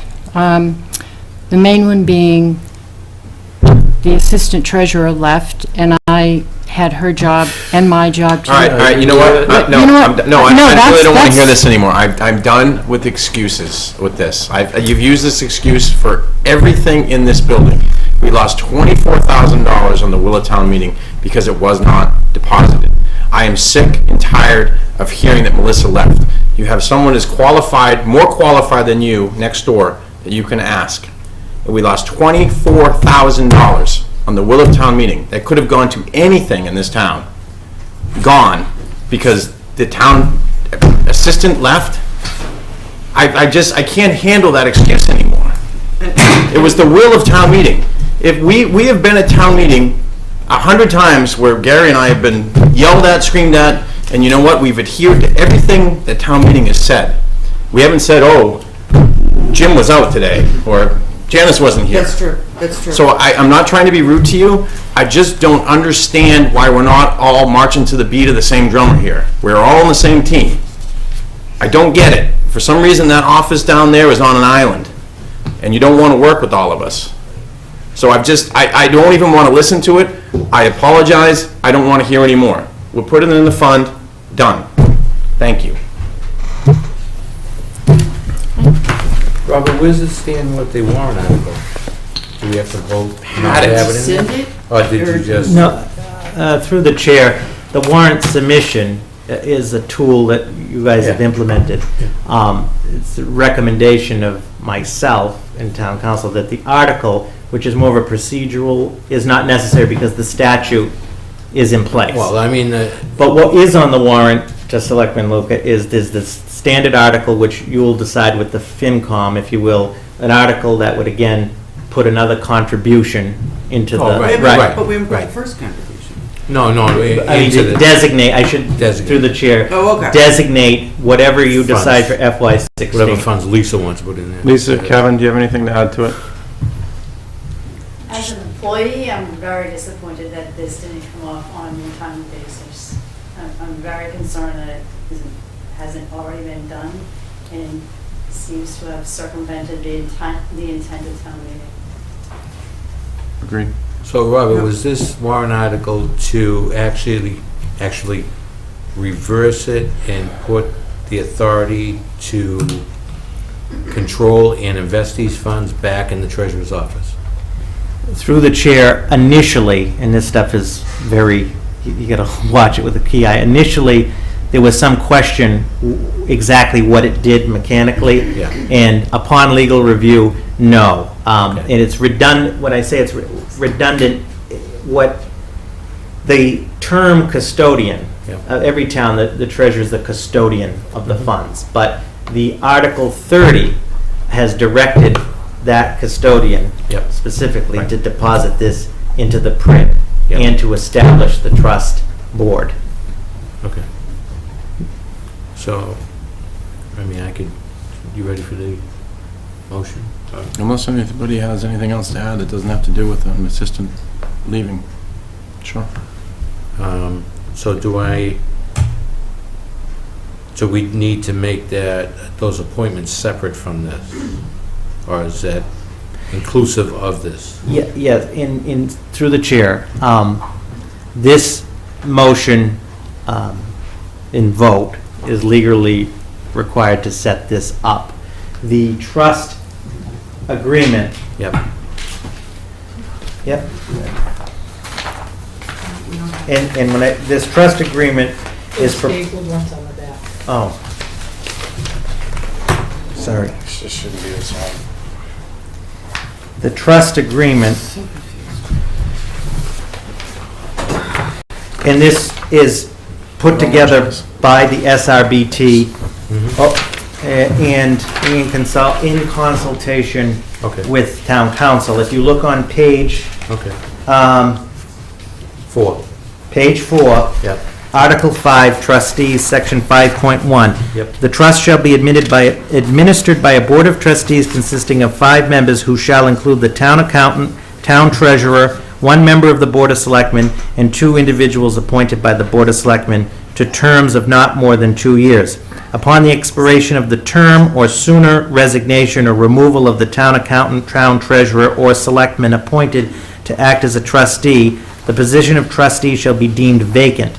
The town administrator shall serve as an ex officio member of the Board of Trustees, or, if so appointed by the Board of Selectmen, as a voting member. Okay. So this authorizes this? Correct. And the SRBT has indicated that the full appointments, some of these are clear, the town accountant, treasurer, whoever you decide, that can be submitted up to as late as 2 weeks before June 11th. I was going to ask that. Do we have to have the town treasurer on there as one of the? Yes. The town treasurer, the town accountant, and a member of the Board of Selectmen are, if you will, the recommended 3, and then 2 others. And I don't want to do it. I mean, I don't have the time. She's got at least 2 years. Yeah, we don't know if he's coming back. I know, That's true. That's true. It's running against the Mr. ghost. Chairman, So- I would recommend, in addition to the treasurer and the town accountant, this is just my opinion, obviously, one of you per the Board of Well, I Selectmen. think we just decided on And- if we... decided. Okay, and I would recommend, Chief Pedrazi. and for the other two, one of them I would respectfully recommend, I would recommend. They're not happy about it. I would recommend Mr. Johnston as one of them, only based on the fact of his experience previously as the Town treasurer clerk. of Shirley and, Treasurer. Town clerk? Another Yeah. experienced She's individual. hiding in the corner, she doesn't want to do it. But we don't, do we have to do that right now? no, you What's the have, name of the trustees? no. Well, we can establish it, and we Yeah. know the first three, and then we can All right, figure out. So Selectman the two. Livingston has agreed to do it for the board. So we've Okay, the established town that. treasurer, the town accountant, So there's and we three, have two others. so we can come back to the other two. All right, so let me just get this out of the way. Yes. Make a motion to authorize the treasurer's custodian of the town's OPEB trust funds pursuant to Mass General Law, Chapter 32B, Section 20, to execute and deliver the investment agreement with the State Retiree Benefits Trust Fund Board, SRBTF Board, in substantially the form presented at the October 7, 2014 meeting, to sign checks and wire OPEB trust funds to the SRBTF Board or to the Pension Reserve Investment Trust, or as it may otherwise be directed by SRBTF, to make withdrawals and investments and enter into such agreements and deliver such certificates and other documents as SRBTF or the Pension Reserve Investment Management Board may direct, and to take any other necessary action to effectuate the transfer of OPEB trust funds to SRBTF and/or the Pension Reserve Investment Trust. Seconded. Sorry, I dozed off. Wow. That was a long one. Really concentrate on that one. That was like opening the public hearing. All in favor? Aye. Janice? Aye. Chair says aye. Motion Say aye passes. again. Aye, Do you want to make a motion on the trustees, or do you want to wait? You should, should we vote for, just for Selectman Livingston, we know that's authorized, so I'll make a motion that the, No, three. do we have three right now? Yeah. Accountant, treasurer. But that's already set up though, right? aye. Right, that We we did- knew, that we knew. Oh, Kevin. What's that? he's recommending Robert Kevin. recommended Kevin. And I was recommending Has, Susan. has Kevin recommended Kevin, just to make sure? Is Kevin willing? No, I didn't think they had a choice, actually, but Whatever the board's wishes are. Okay. Mrs. Copeland? He has a choice. Yeah. Okay, she is, all right. and Selectman Livingston? So then you have the All right, so whole, we have everybody now? Yeah. Okay. You want a motion for that, or you good with it, Robert? I would, through the chair, I think we should make a vote on formal it. motion to Vote on it. appoint I'll it. make a motion to appoint Janice Livingston, the Mrs. Gidner, Lisa Gabri, Kevin Johnston, and Sue Copeland to the trustee board for the investment of the OPEB fund. Seconded. All in favor? Aye. Aye. Aye. Aye. All right, put that to bed, Lastly, but maybe not. Put that out. Let this one out. Mr. Chairman? I got a question. Can we get a verification to make sure these funds get transferred? Yes. Yes. Yes. Yep. In a timely Again. manner. In a timely manner. Thank you. Lastly, Mr. Chairman, through you, for appointments to the Comprehensive Plan Committee, I recommend for two of the citizen representatives, Mr. Harry Zane and Miss Carolyn McCrary, for a term of 1 year. So moved. Seconded. All in favor? Aye. Aye, aye. Chair says aye. Thank you. Mr. Chairman, members of the board, that concludes my report. Thank you. Thank you. Minutes? Okay, wait a minute, I'm looking at the wrong ones here. Let me get on the right page. Because I know you didn't Minutes read and them. then executive session. Okay. If I have time that day. I wasn't at the meeting, but I talked at the last meeting for the 17th, but I had already talked to Carly, so when the minutes came out, I was up to date on everything, and I think we cleaned up a typo or something, and so I make a motion that the meeting minutes from March 17th be approved. Second. All in favor? Aye. Aye. Aye, minutes approved. Okay. And then I make a motion that the meeting minutes from the public hearing of March 19th in regards to the water and sewer rates be approved. Second. All in favor? Aye. Aye. It's approved. And I make a motion that we, how do you Enter. word that? Yeah, enter. We're going to enter into executive session. Do you want me to read it? Just as Yeah, a- right, okay. you, yeah. Yep. So the open part of the meeting has concluded. The board will be entering into executive session pursuant to Mass General Law, Chapter 30A, Section 21A, Exemption 6, contemplation of purchase of land. Exemption 3, collective bargaining strategy, APPOA, patrolman contract, MOA. Exemption 3, litigation strategy, 190 Main Street. And as always, the town is in executive session because any discussion could be detrimental to the town's negotiating or strategy. Seconded. And then, and we will be adjourning from executive we will not be entering into open session, we will be adjourning from executive session for the evening. Seconded. All in favor to enter into executive? Aye, aye. I have to vote on that? Yeah. Oh, yeah, I'm sorry, yeah, you're right, executive session. Gary? Aye. Janice? Yes. Chairman says aye, we are now in executive session.